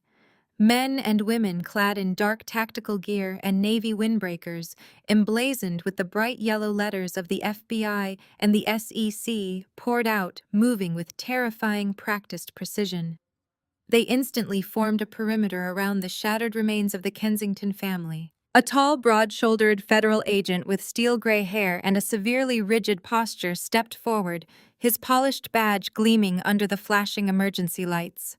He surveyed the chaotic scene, his sharp gaze sweeping over Liam, who was still pinned firmly beneath the boots of Richard Thornton's private security detail, and then landing on Patricia, who remained frozen on the ruined grass. "Nobody moves," the lead agent barked, his voice carrying absolute authority. "We have federal warrants for the immediate arrest of Liam Kensington and Patricia Kensington on multiple counts of conspiracy, wire fraud, and embezzlement of corporate funds." Liam let out a pathetic, high-pitched squeak, his face pressed painfully against the cold asphalt. He thrashed his legs wildly, hopelessly, attempting to wriggle free from the heavy combat boot crushing his spine. "Get off me!" Liam shrieked, his voice cracking with pure terror as 2 federal agents marched aggressively toward him. "You have the wrong person. I am the sole heir to this estate. I am a victim of a massive corporate conspiracy. My mother forced me to sign those financial documents. I did not know what they meant. She manipulated me. She is the mastermind behind the stolen diamonds and the offshore accounts." The federal agents completely ignored his frantic, cowardly rambling. They roughly hauled Liam to his feet, twisting his bruised arms sharply behind his back. The sharp click of heavy steel handcuffs locking around his wrists echoed loudly across the driveway. Liam began to openly sob, his expensive designer suit torn and covered in blood, dirt, and shame. He looked absolutely nothing like the arrogant billionaire he had pretended to be just an hour prior. Patricia Kensington stood up slowly, her hands frantically brushing the dirt off her ruined Chanel jacket. She completely ignored the sight of her golden boy sobbing in federal custody. Her mind had clearly snapped under the crushing weight of her absolute ruin. She adjusted her posture, lifting her chin high, attempting to summon the arrogant, untouchable grace of an old money matriarch. She pasted a sickeningly sweet, entirely delusional smile onto her face and took a deliberate, calculated step toward the lead federal agent. "There must be a terrible misunderstanding," Patricia purred, her voice dripping with artificial charm. "You see, we are the Kensingtons. We have deep historical ties to the governor and the local judges. My late husband practically built the modern infrastructure of this entire county." The lead agent simply stared at her, his expression entirely unreadable and completely devoid of sympathy. "Ma'am, you need to remain silent and place your hands behind your back," he instructed coldly. Patricia let out a soft, condescending laugh, as if the federal agent had just told a mildly amusing joke at a charity gala. She took another confident step forward, closing the distance between them. "Now let us be reasonable adults," Patricia whispered, her eyes darting nervously toward the flashing police lights. "This is obviously a dreadful mix-up orchestrated by jealous competitors. We can resolve this quietly, without any unnecessary public spectacle. My family has tremendous resources. We understand how the real world operates behind closed doors. We know how to show our immense gratitude to public servants who exercise discretion. Before the agent could issue another verbal warning, Patricia reached quickly into the deep pocket of her tailored skirt. She pulled out a massive glittering diamond ring. It was a flawless 6-carat emerald-cut stone, a secret piece of the stolen Kensington collection she had selfishly kept hidden for herself. She moved with desperate speed, reaching out and forcibly pressing the heavy diamond directly into the palm of the lead federal agent. "Take this," Patricia muttered frantically, her manicured fingers curling desperately around his large hand. "Take it. It is worth over $500,000. Buy your wife a mansion. Send your children to an Ivy League university. Just take the ring, turn those vehicles around, and leave my property right now. I will ensure you are protected by the most powerful people in this state." The lead federal agent looked down at the massive diamond resting in his palm. He did not blink. He did not hesitate. He looked back up at Patricia, his gray eyes flashing with absolute disgust. He slowly raised his hand, holding the glittering evidence up for every single officer and security guard to witness clearly under the blinding emergency lights. Patricia Kensington, the agent, announced, his voice booming with undeniable finality. "I am officially adding the attempted bribery of a federal officer to your extensive list of felony charges." Patricia gasped loudly, the delusional smile instantly melting off her face. The terrifying reality of her situation finally breached her shattered mind. She lunged forward desperately, trying to snatch the diamond back, but she was far too slow. The agent moved with lightning speed. He grabbed Patricia's outstretched wrist, twisting it sharply but professionally behind her back. Patricia let out a shrill, horrified shriek as she was shoved roughly against the cold metal hood of the black SUV. "No!" she screamed, thrashing wildly against the vehicle.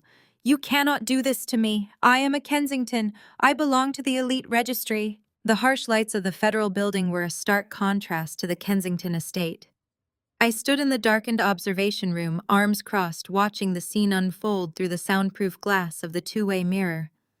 Derek, the senior legal counsel for the Thornton firm, stood right beside me. His presence was a silent reminder of the immense power Richard wielded behind the scenes, granting us access to this federal interrogation.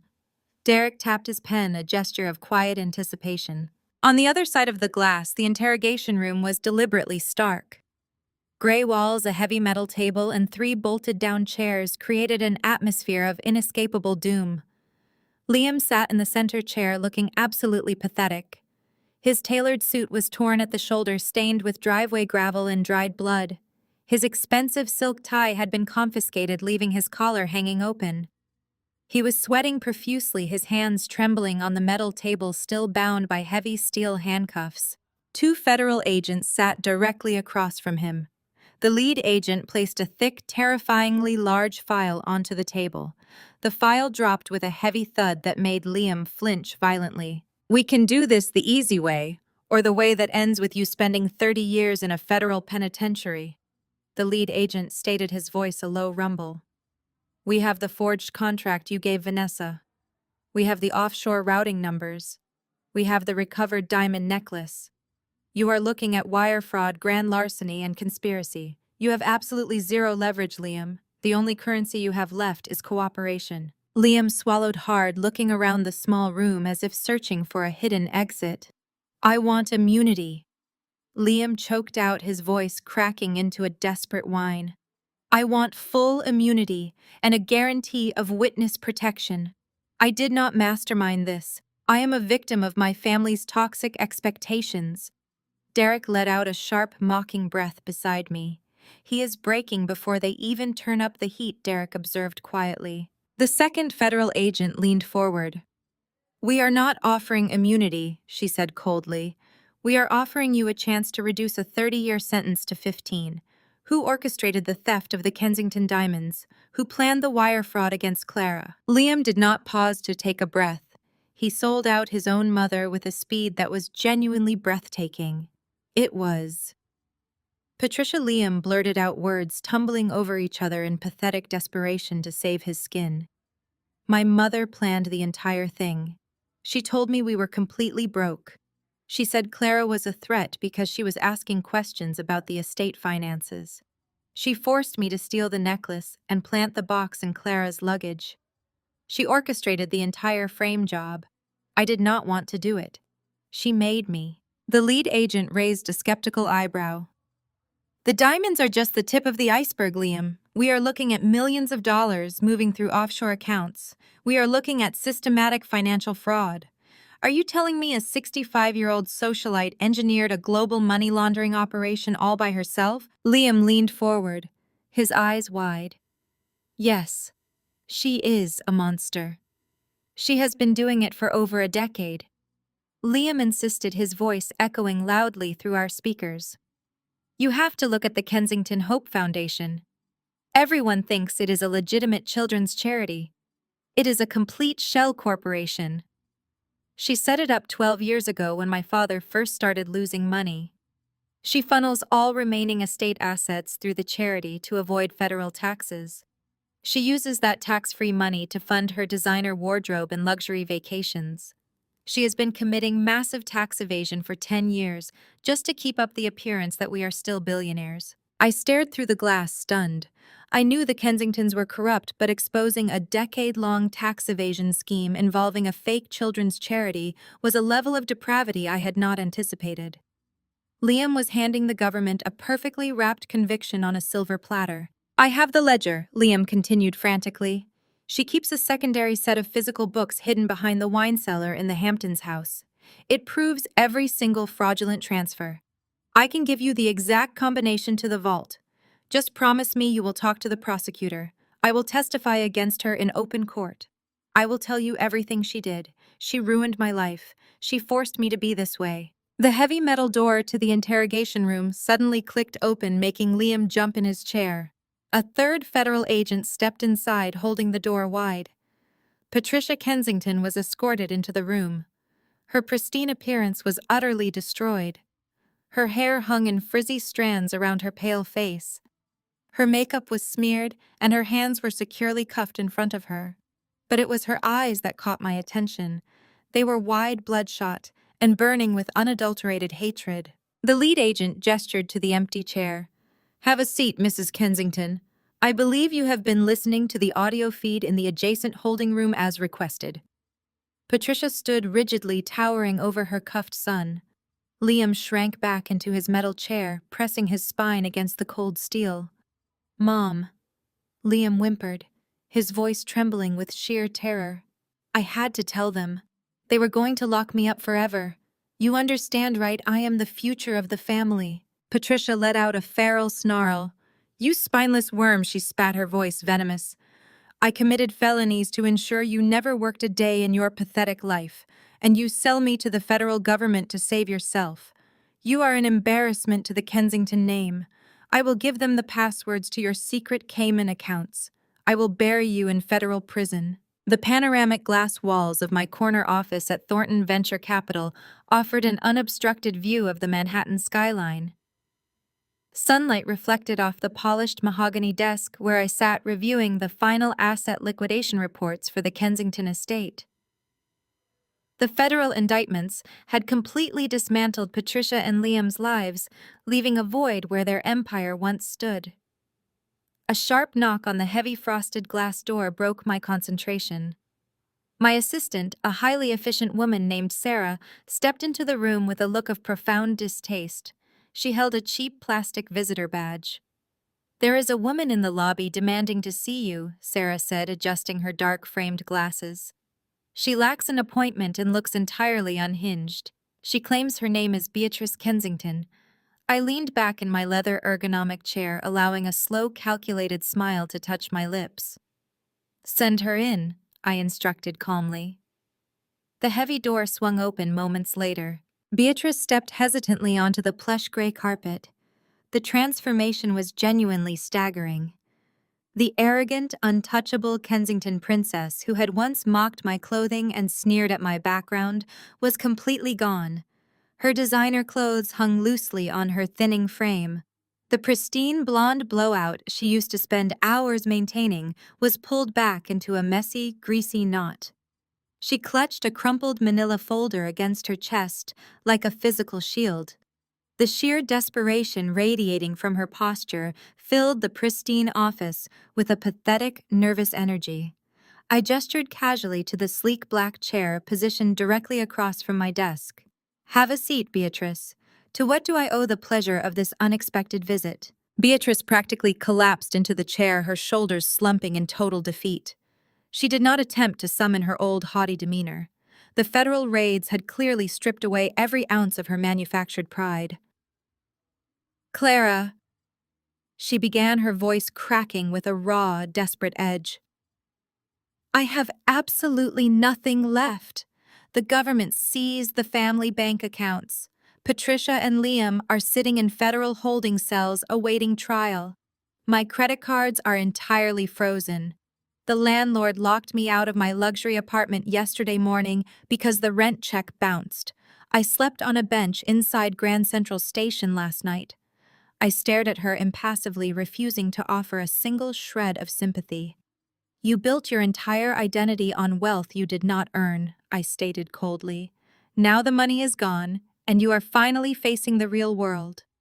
Beatrice leaned forward, pushing the crumpled manila folder across the smooth surface of my desk. "I need a job, Clara. I am begging you. I know you hate me. And I know I treated you terribly, but I have no one else to ask. The society friends I thought I had will not even return my text messages. Please just look at my qualifications. I have a business degree from an Ivy League university. I understand corporate structures. I can be a valuable asset to Thornton Venture Capital." I picked up the folder with deliberate slowness, sliding out a single sheet of heavy textured resume paper. I scanned the carefully formatted document, my eyes catching on the heavily embellished bullet points. A sharp laugh escaped my throat, echoing loudly in the quiet office. Beatrice flinched, her hands gripping the armrests of her chair. "You call this a resume?" I asked, dropping the paper onto the desk. "This is a work of pure fiction. Let us review your so-called professional experience, Beatrice. You list a senior marketing internship at Harrison Global. I happen to know the CEO of Harrison Global. Patricia bought that internship for you by making a massive tax-deductible donation to the CEO's private foundation. You spent that entire summer shopping in Paris, not working in a marketing department." Beatrice lowered her gaze, a dark flush of humiliation creeping up her neck. I kept reading, my tone growing sharper. "You claim you were a financial analyst for the Kensington Hope Foundation? The same foundation Liam just exposed to the federal government as a massive tax evasion shell company. Your primary responsibility there was attending gala dinners and wearing expensive gowns paid for by stolen charity funds. You have never balanced a ledger, drafted a quarterly report, or executed a legitimate business transaction in your entire life. You possess a purchased degree and a list of fake achievements orchestrated entirely by a mother who is currently facing 30 years in a federal penitentiary." Tears spilled over Beatrice's lower lashes, leaving dark streaks of leftover mascara trailing down her pale cheeks. "I know it looks bad," she sobbed, her voice dropping to a pathetic whisper. "But I am a fast learner. I will do anything, Clara. I will fetch coffee. I will organize files. I just need a paycheck to buy food and rent a cheap room. I cannot survive on the streets. Please show some mercy." I let the silence stretch, watching her squirm under the weight of her destitution. The girl who had once stood in a grand hallway and called me a gold-digging parasite was now begging for scraps at my table. I reached into my desk drawer and pulled out a standard employment contract. I placed a silver pen on top of the document and slid it across the mahogany surface toward her trembling hands. Thornton Venture Capital recently acquired a portfolio of distressed industrial properties. I began, keeping my voice utterly devoid of emotion. "We have a massive, abandoned warehouse facility located in the oldest, most neglected district of the Bronx.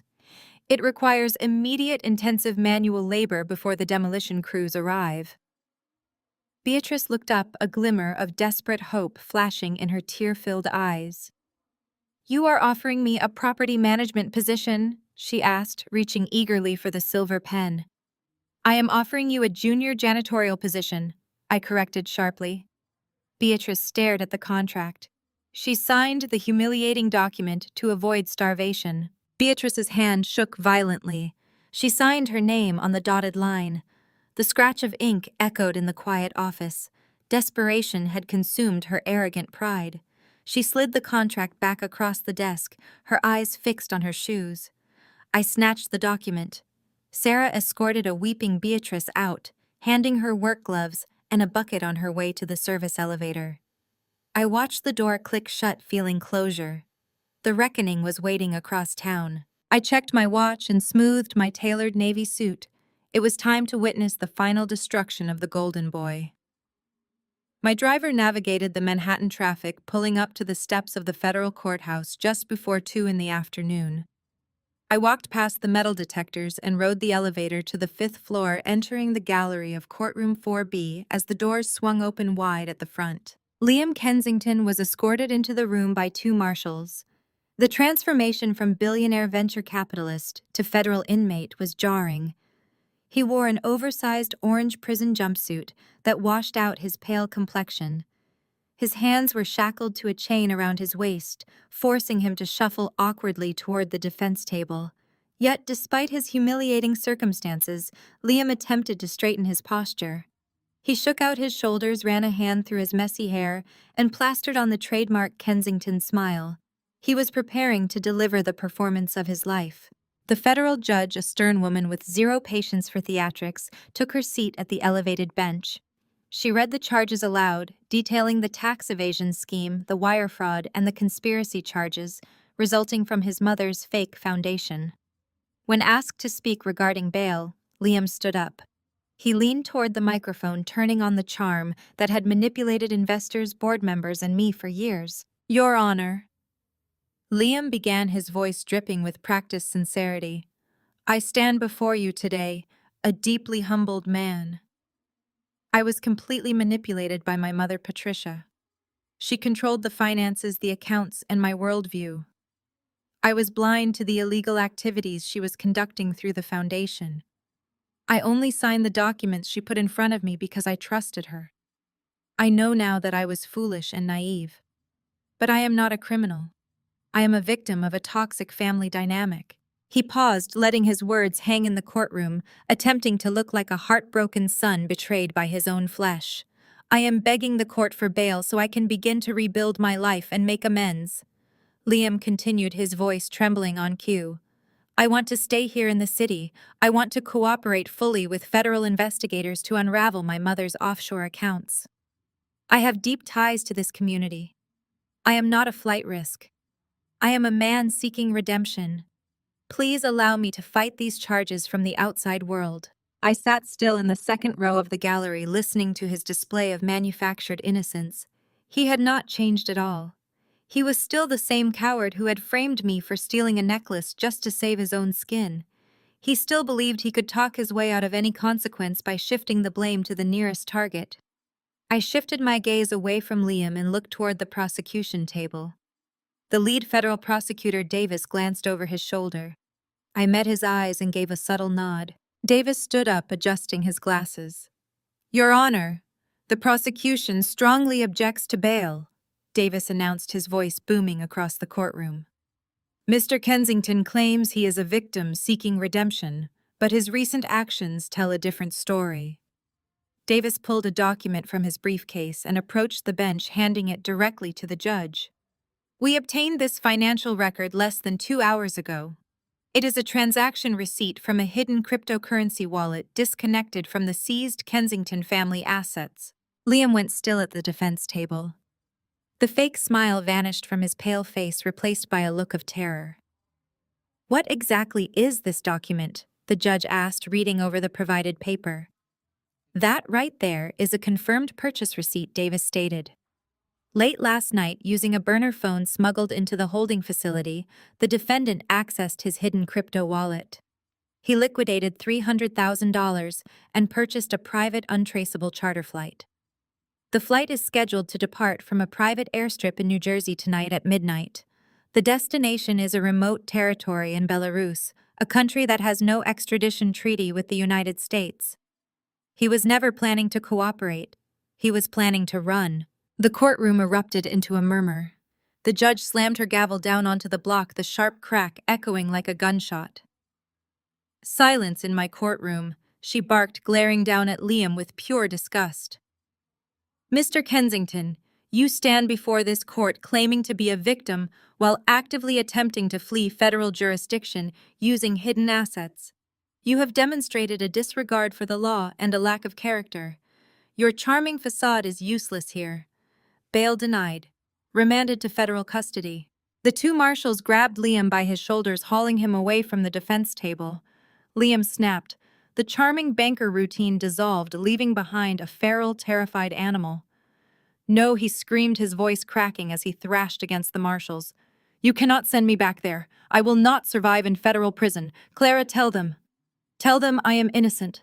He caught sight of me in the gallery, his eyes wide and manic as he was dragged backward toward the heavy holding door. "Clara, you owe me.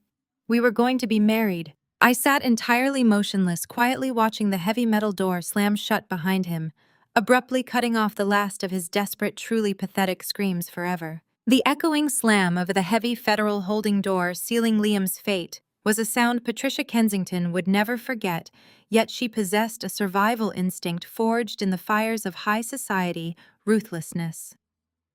While her golden son wept in a concrete cell, Patricia orchestrated her own desperate escape.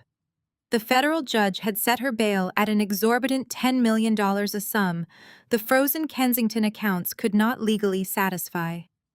Stripped of her legitimate banking allies and corporate sponsors, Patricia resorted to the criminal underworld she had always publicly despised. She secured the funds through a notoriously ruthless loan shark operating out of Brighton Beach, pledging the last remaining unseized assets of the Kensington name as her collateral. She was swimming in shark-infested waters, but Patricia firmly believed she could outsmart anyone. Her immediate priority was the total restoration of her pristine public image. If high society smelled blood in the water, she would be devoured instantly. 2 weeks later, Patricia stepped out of a rented Blacktown car and onto the plush crimson carpet of the annual New York High Society Gala. She wore a vintage designer gown. She had painstakingly preserved her posture rigidly perfect, a heavy diamond choker hiding the nervous pulse throbbing wildly in her neck. The grand ballroom of the Plaza Hotel was a sea of glittering chandeliers, cascading white orchids, and the most powerful billionaires in the Western Hemisphere. Patricia pasted on her trademark aristocratic smile, completely ignoring the heavy, desperate dread gnawing at her stomach. The loan shark was demanding his first massive interest payment in exactly 48 hours. She desperately needed an investor tonight, or her life would end violently. She glided into the crowded ballroom holding a crystal flute of champagne like a royal scepter, her sharp eyes darting across the room to identify her wealthy targets. She spotted Margaret Vanderbilt and Eleanor Sterling standing together near a towering ice sculpture, two women who effectively controlled the city's social registry. Patricia approached them seamlessly, projecting absolute unwavering confidence. "Margaret, Eleanor, you both look entirely radiant tonight, my dear friends." Patricia purred smoothly, kissing the air near their cheeks. Margaret offered a tight, scrutinizing smile. "Patricia, we were just discussing you. There are some rather ugly rumors circulating about federal agents raiding your estate." Patricia let out a musical, entirely manufactured laugh.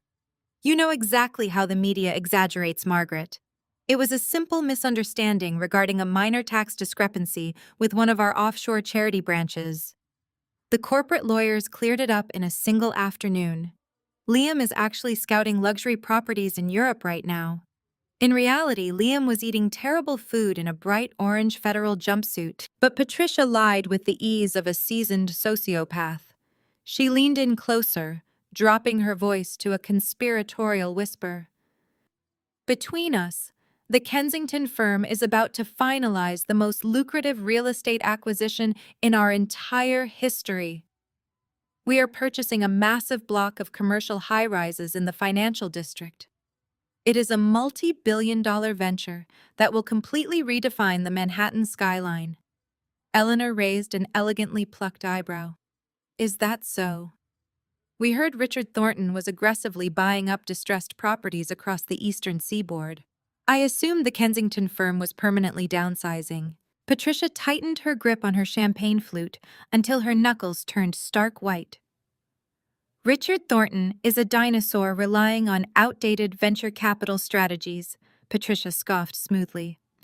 Our new real estate initiative is entirely exclusive and fiercely innovative. In fact, I am quietly offering a few select friends the golden opportunity to buy into the ground floor of this specific development before we take it public. It requires a minimum cash buy-in of $5 million, but the financial returns will be absolutely astronomical within the very first quarter. Margaret and Eleanor exchanged a brief, entirely unreadable glance. Patricia was selling thin air, desperately attempting to collect illegal investments to quickly pay off a violent criminal. She held her breath, waiting for them to take the bait. Well, Margaret said slowly, tapping her chin with a manicured finger. It sounds incredibly ambitious, Patricia. We would love to review the official prospectus. Send the paperwork to my financial manager tomorrow morning. Patricia beamed brightly, a massive rush of manic adrenaline flooding her veins. She had done it. She was going to survive. Before Patricia could officially secure the verbal commitment, the sharp ringing sound of a heavy silver spoon tapping against crystal sliced through the lively chatter of the ballroom. The string quartet immediately ceased playing their classical music. The heavy velvet curtains framing the main stage parted smoothly, and the gala host, a highly prominent city mayor, stepped up to the silver microphone. The grand room fell into an expectant, respectful hush. Ladies and gentlemen, the host began, his deep voice echoing through the massive overhead speakers. We are gathered tonight to celebrate philanthropy and economic innovation. But an event of this unprecedented magnitude requires extraordinary financial backing. Tonight we owe a profound debt of gratitude to our primary sponsor. This incredible individual has not only entirely funded this magnificent evening, but has also recently orchestrated the single largest corporate acquisition in the city's history, fundamentally reshaping the entire financial landscape of New York. The room erupted in thunderous applause. Patricia frowned deeply, a sudden icy knot forming in the very pit of her stomach. The host continued, his voice rising with palpable excitement. She is a true visionary, a relentless force in the venture capital sector, and the new absolute owner of all the former Kensington Hope Foundation assets. Please direct your attention to the grand staircase and formally welcome our esteemed guest of honor, the newly appointed CEO of Thornton Venture Capital, Clara Thornton. Patricia froze in absolute, unadulterated terror. The ground beneath her feet vanished entirely as she finally realized that she had completely and utterly lost everything she had ever valued. I descended the grand staircase of the Plaza Hotel with deliberate, measured steps. The heavy silk of my emerald gown brushed against the marble, a soft whisper of sound that somehow cut through the sudden, deafening silence of the ballroom. Hundreds of the most powerful people in Manhattan turned their faces upward, their expressions a mix of awe and calculated curiosity. But my eyes were locked on only one person. Patricia Kensington stood frozen near the towering ice sculpture. Her crystal champagne flute trembled so violently that golden drops spilled over the rim, staining her vintage designer dress. The aristocratic mask she had worn like armor for decades was completely shattered. Her face was entirely drained of color, her jaw slack with unadulterated terror. The two socialites she had been desperately trying to con, Margaret and Eleanor, took a simultaneous, instinctive step away from her. They smelled the blood in the water. I reached the bottom of the staircase and glided across the plush crimson carpet toward the main stage. The crowd naturally parted for me, murmuring their congratulations and respectfully clearing my path. I stepped up to the podium and accepted the silver microphone from the mayor, offering him a warm, gracious smile. "Thank you, Mr. Mayor, for that incredibly generous introduction," I began. My voice echoed through the massive overhead speakers, smooth, steady, and terrifyingly calm. I looked out over the sea of glittering diamonds and tailored tuxedos. Welcome, everyone, to the annual New York High Society Gala.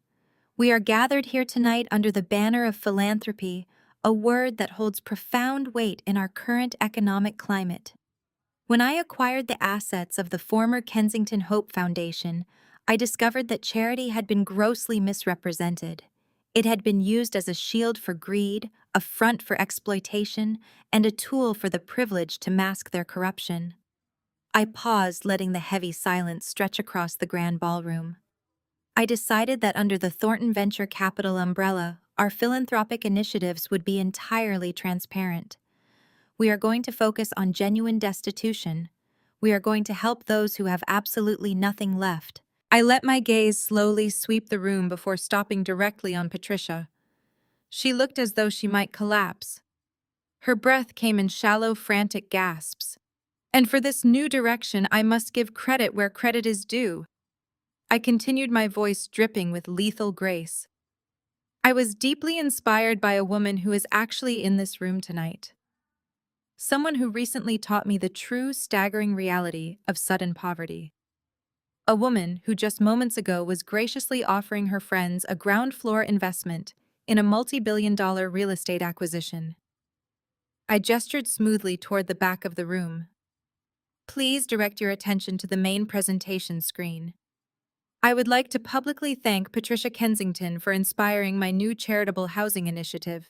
I raised my hand and gave a sharp nod to the audiovisual technicians stationed in the balcony. The lights in the grand ballroom instantly dimmed.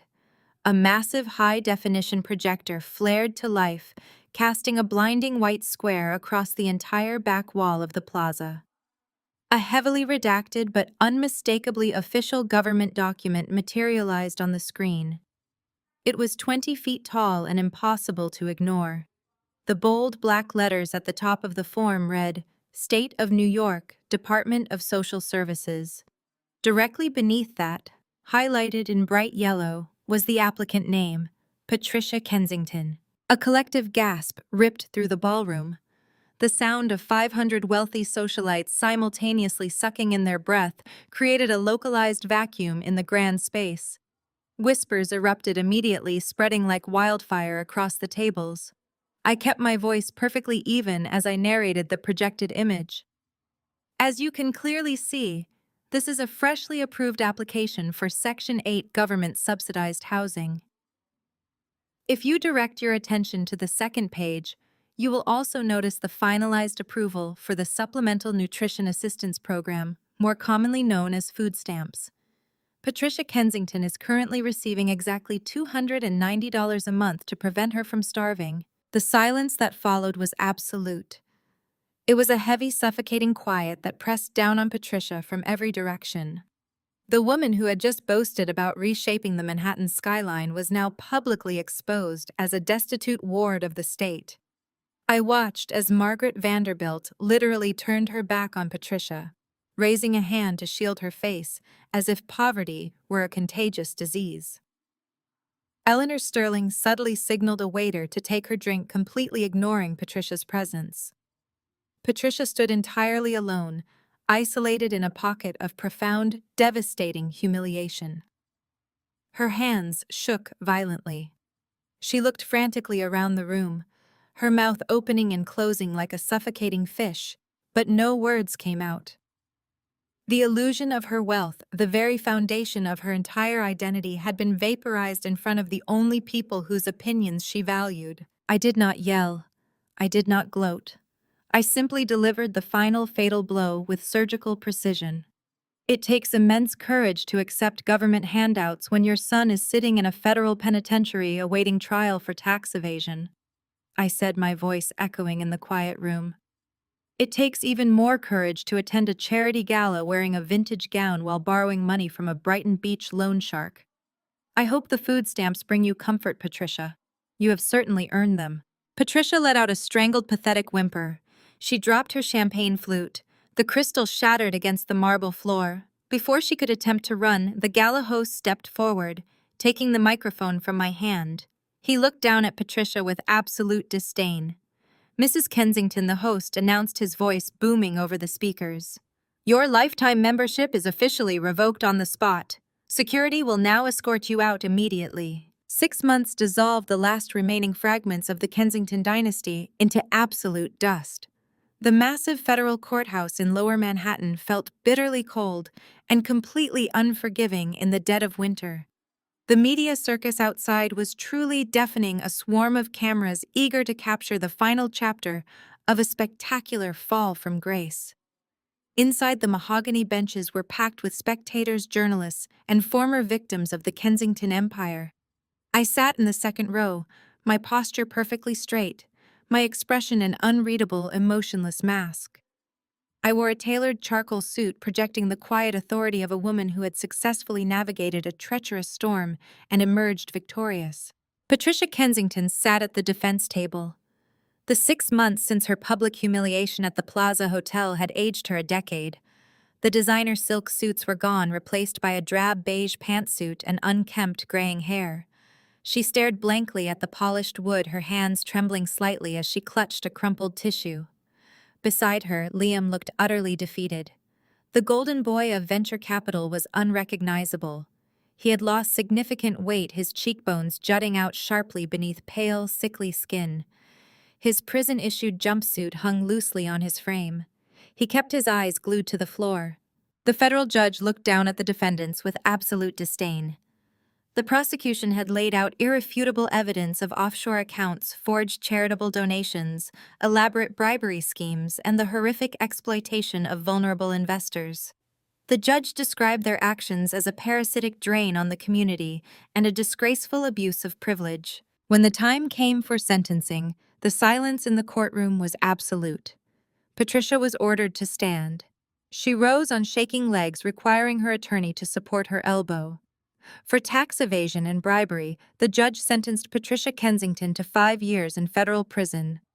Patricia let out a sharp gasp and collapsed back into her chair, covering her face as quiet sobs racked her body. Then it was Liam's turn.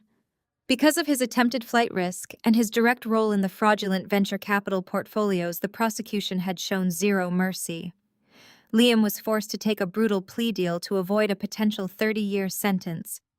The judge commanded him to rise. He stood, his shoulders slumped in total submission. For his financial conspiracy and his cowardly attempt to flee federal jurisdiction, Liam Kensington was sentenced to 15 years in a federal penitentiary. 15 years. Liam did not cry out.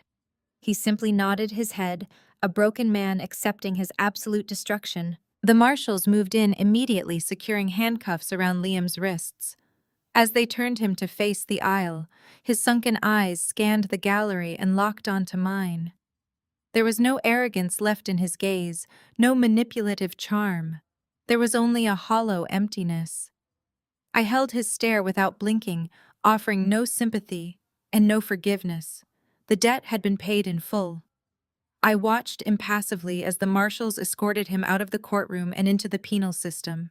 2 weeks later, I drove upstate to the Federal Correctional Facility. The concrete walls and razor wire fences contrasted with the lush green hills surrounding the compound.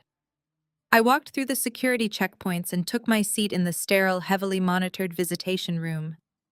A thick panel of reinforced glass separated the visitor side from the inmate side. I waited quietly, my hands folded on the metal counter. A heavy steel door buzzed loudly and swung open.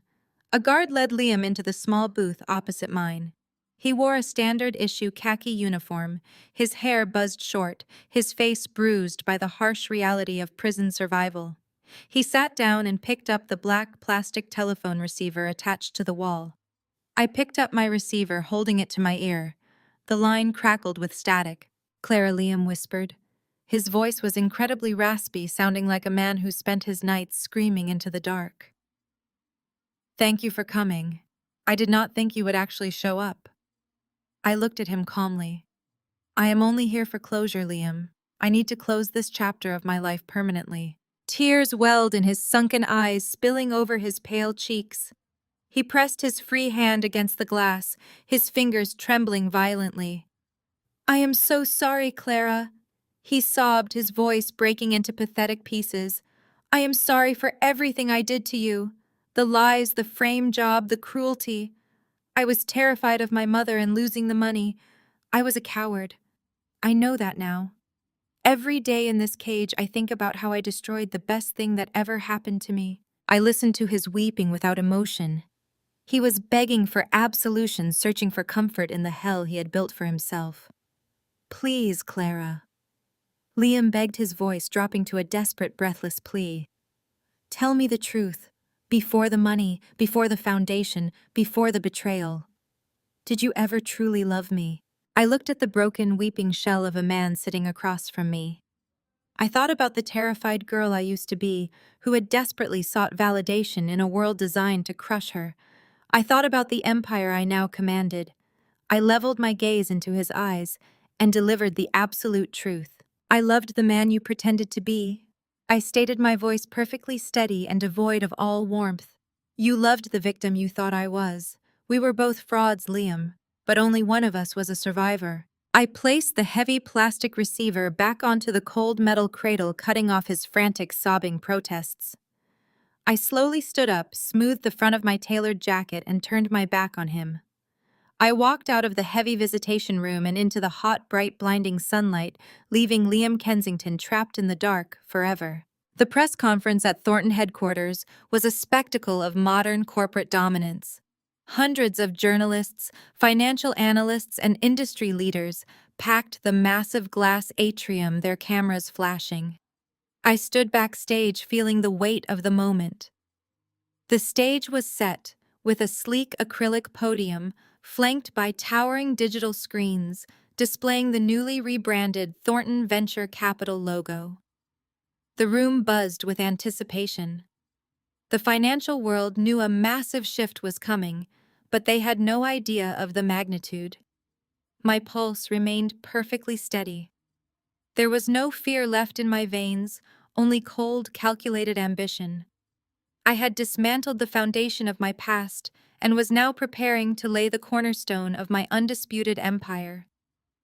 The time for hiding in the shadows of dynasties was completely over. Richard Thornton walked up to the microphone, his posture commanding. The crowd immediately fell into a respectful silence. Richard cleared his throat, projecting his deep voice across the room. For 4 decades, I have built this firm on the principles of ruthless innovation and uncompromising standards. He began, his gaze sweeping over the audience. But the landscape of global finance is shifting rapidly, and surviving requires more than just capital. It requires absolute vision, integrity, and courage. He paused, turning toward the wing where I waited. I have spent my entire life searching for a successor who possesses both the intellect to multiply wealth and the spine to destroy corruption. Today, I am officially stepping down as the Chief Executive Officer of Thornton Venture Capital. I am passing the baton to the only person capable of taking this firm into the next century. The applause was thunderous. I stepped out from the shadows and walked toward the podium. The cameras erupted in a blinding frenzy, capturing my ascension to the highest throne of Manhattan finance. I shook Richard's hand and took my place behind the microphone. I looked out at the sea of faces, recognizing several prominent investors who had once dismissed me as charity case or a naive outsider. Their expressions were now filled with reverence and fear. "Thank you, Richard," I said, my voice crisp and clear. "I accept this role with total conviction. The era of venture capital operating as a shielded boys' club for the corrupt elite is officially over. Transparency, accountability, and aggressive equity are the new currencies of this firm. We are not just going to manage wealth. We are going to completely redefine who is permitted to hold it." The room hung on my every word. The recent financial scandals that have rocked our city serve as a stark reminder of what happens when arrogance goes entirely unchecked. I continued, but ensuring everyone knew exactly who I meant. Fraudulent foundations and inherited entitlement have poisoned the very concept of investment. We watched titans collapse under their own criminal greed. I stand here today to declare that Thornton Venture Capital will actively hunt down and dismantle those predatory structures. We will no longer finance the empty egos of the Manhattan elite. We are pivoting our vast resources toward the brilliant minds that have been systematically starved of capital by the old guard. The future belongs to the relentless, to the survivors, and to those who have fought for every single inch of ground they stand upon. To execute this aggressive new vision, I require a partner who understands the trenches of authentic business building, I announced, gesturing to the side of the stage.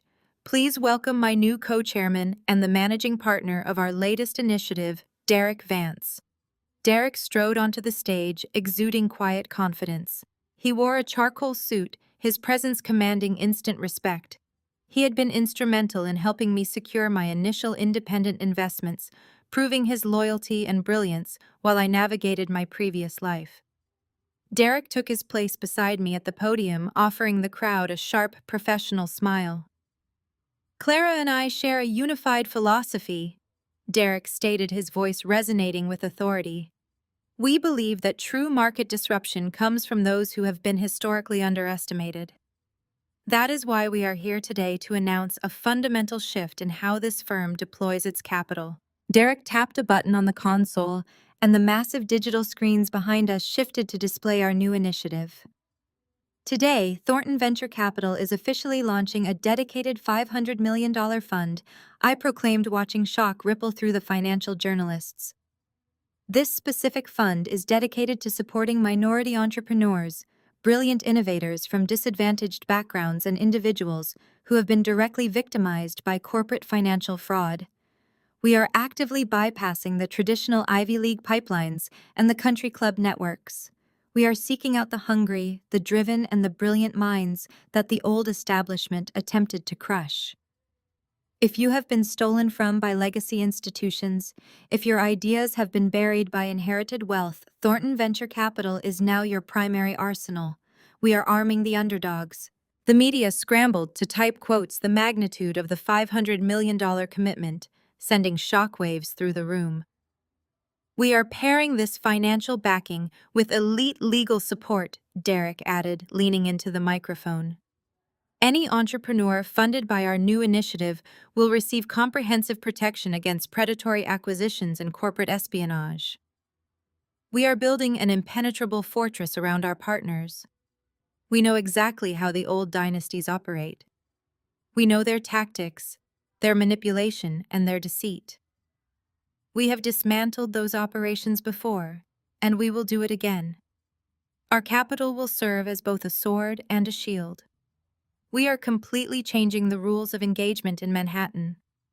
No one will ever be able to steal from our partners without facing the full crushing weight of Thornton Venture Capital. I stepped back up to the microphone to deliver the closing remarks. The power coursing through my veins was intoxicating. I looked directly into the camera lenses broadcasting live across global financial networks. The old empires are falling. I declared, my voice echoing with absolute finality. The days of relying on purchased prestige and stolen funds are over. To the innovators watching today, bring us your brilliance. To the corrupt institutions clinging to your crumbling power, consider this your final eviction notice. We are Thornton Venture Capital. We own the future. Thank you. The applause that followed was absolutely deafening. Derek and I posed for a final barrage of photographs before turning our backs on the press corps and walking off the stage. The victory was total, absolute, and undeniably sweet. I had completely rewritten my destiny. Leaving the chaotic energy of the atrium behind, I walked toward the private executive elevators. My assistant handed me a tablet containing a flood of immediate partnership requests and media inquiries. I dismissed them with a wave of my hand, needing a moment of pure silence to absorb the reality of my ascension. I stepped into the glass elevator and pressed the button for the top floor. The doors slid shut, and I ascended through the core of the skyscraper. The city unfolded beneath me in a sprawling grid of concrete, glass, and steel. I thought of the frightened girl I used to be, the one who had cowered in the shadows, desperately hoping for a scrap of validation from people who viewed her as disposable trash. That girl was dead. In her place stood a titan. I stepped out onto the executive floor, the thick carpet muffling my footsteps as I walked toward my new corner office. The double doors of my office swung open to reveal a sprawling sanctuary of power. Floor-to-ceiling windows offered a panoramic view of the Manhattan skyline. A massive marble desk dominated the center of the room. I walked slowly to the desk and ran my hand along the cool, polished edge. This was not a gift. This was a conquest. Every betrayal and every tear shed had simply been the harsh tuition I paid to learn how to rule. I poured myself a cup of black coffee from the silver carafe resting on the credenza. The bitter aroma filled the room. I took a slow sip, savoring the absolute tranquility of total control. I walked toward the vast glass window, looking down at the bustling streets, hundreds of feet below my domain. Down on the concrete plaza, a splash of blue caught my eye. It was Beatrice Kensington. She was wearing a stained janitor uniform, pushing a heavy gray cart. I quietly watched as she bent down, struggling to empty a heavy public trash can into her plastic bin. The former entitled Princess of Manhattan was now literally collecting garbage on the street below. I took another long, deliberate sip of my dark coffee, allowing a sharp, icy smile to stretch across my face. The ultimate American capitalist revenge is complete. I did not just ruin them. I bought them, broke them, and put them exactly where they belonged. The blueprint of the sweet revenge narrative reveals a profound truth about human endurance and familial toxicity. Often the most brutal battles are fought not on open battlefields, but across polished dining tables and within the walls of childhood homes. When a person is cast into the role of the scapegoat, systematically underestimated, marginalized, and subjected to the arrogant cruelty of their own blood, a dangerous illusion is born. The abusers mistake silence for weakness. They mistake compliance for defeat. They believe their narrative of superiority is an absolute truth. Yet this very act of extreme marginalization becomes the forge where an unbreakable will is tempered. The pain of being a familial outcast is not just a wound, it is a profound awakening. The core lesson embedded in this relentless escalation of conflict is the unmatched power of silent preparation. True strength does not announce itself. The survivor in this narrative arc endures by building a fortress of absolute independence in the dark. This hidden leverage, whether it is financial autonomy, a cultivated talent, or incontrovertible proof of deceit, is forged away from the suffocating judgment of the abusers. It is the stark realization that seeking validation from a toxic source is a losing game. Validation must be self-generated. The deliberate, quiet accumulation of power is the ultimate rebellion against those who demand subservience. When the breaking point finally arrives, the initial shockwave, the sudden brutal insult is merely the catalyst for a much larger reckoning. Reclaiming one's identity requires navigating a relentless cascade of escalating conflicts. Every new attack from the antagonists, every desperate attempt to maintain their crumbling control only exposes their inherent hypocrisy. The protagonist does not just endure these layered conflicts, they use them to methodically dismantle the false hierarchy. The repetition of their trauma is transformed into the very rhythm of their victory. The pain, the rejection, the isolation, the pain, the rejection, the isolation. These are no longer weapons used against them, but the fierce fuel for their absolute ascent. Every blow absorbed in the past becomes the unshakable foundation of their present. Ultimately, the climax of this narrative structure teaches us that justice is rarely handed down by fate. It is meticulously engineered by the survivor. The sweetest retribution is not merely witnessing the downfall of the arrogant, though there is undeniable satisfaction in the collapse of a toxic empire. The true victory is the absolute reclamation of the self. It is stepping out of the shadows of artificial familial duty and stepping into the blinding light of self-made independence. The survivor realizes their worth was never tied to the bloodline that betrayed them.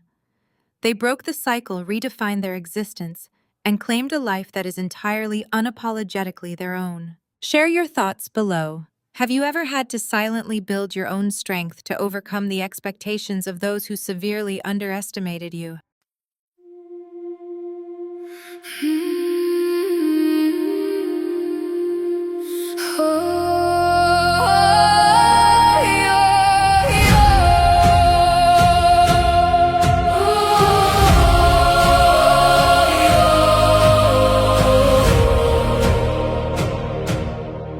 I used to ride upon your shoulders, thinking you could touch the sky.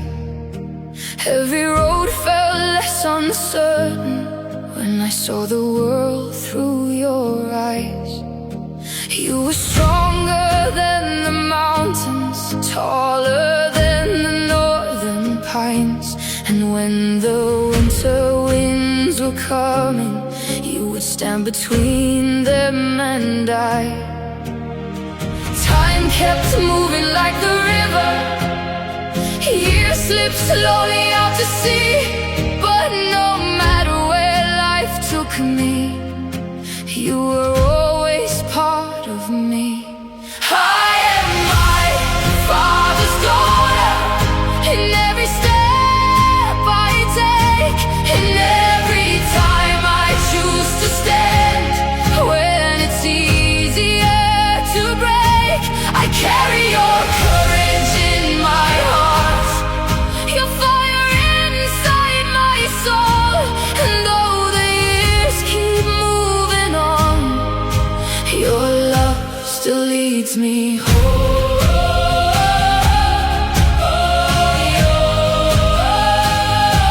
You taught me strength is not in power, but in kindness when it's hard.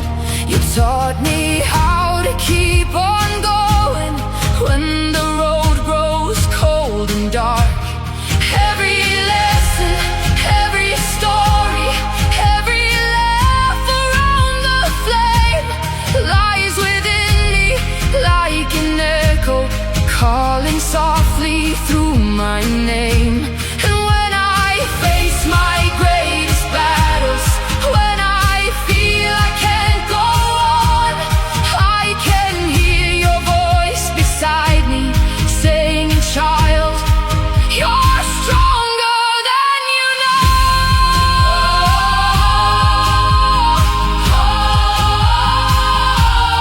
I am my father's daughter, in every step I take, in every time I choose to stand.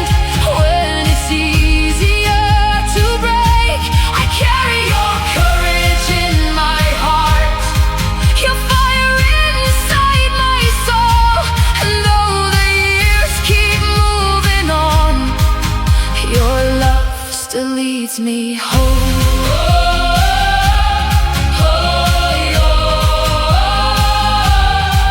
One day the snow will cover footprints, one day the fire will burn low. But the things a father gives his daughter are the things that never go. Not the gold or not the stories, not the battles that he won, but the quiet way he loved her and the woman she becomes. I am my father's daughter, and I always will remain. Through every triumph, every loss, through every joy and every pain, the world may change around me, the stars may fade above, but I will always carry with me my father's endless love. And when they ask me who I am, I'll smile and answer softly.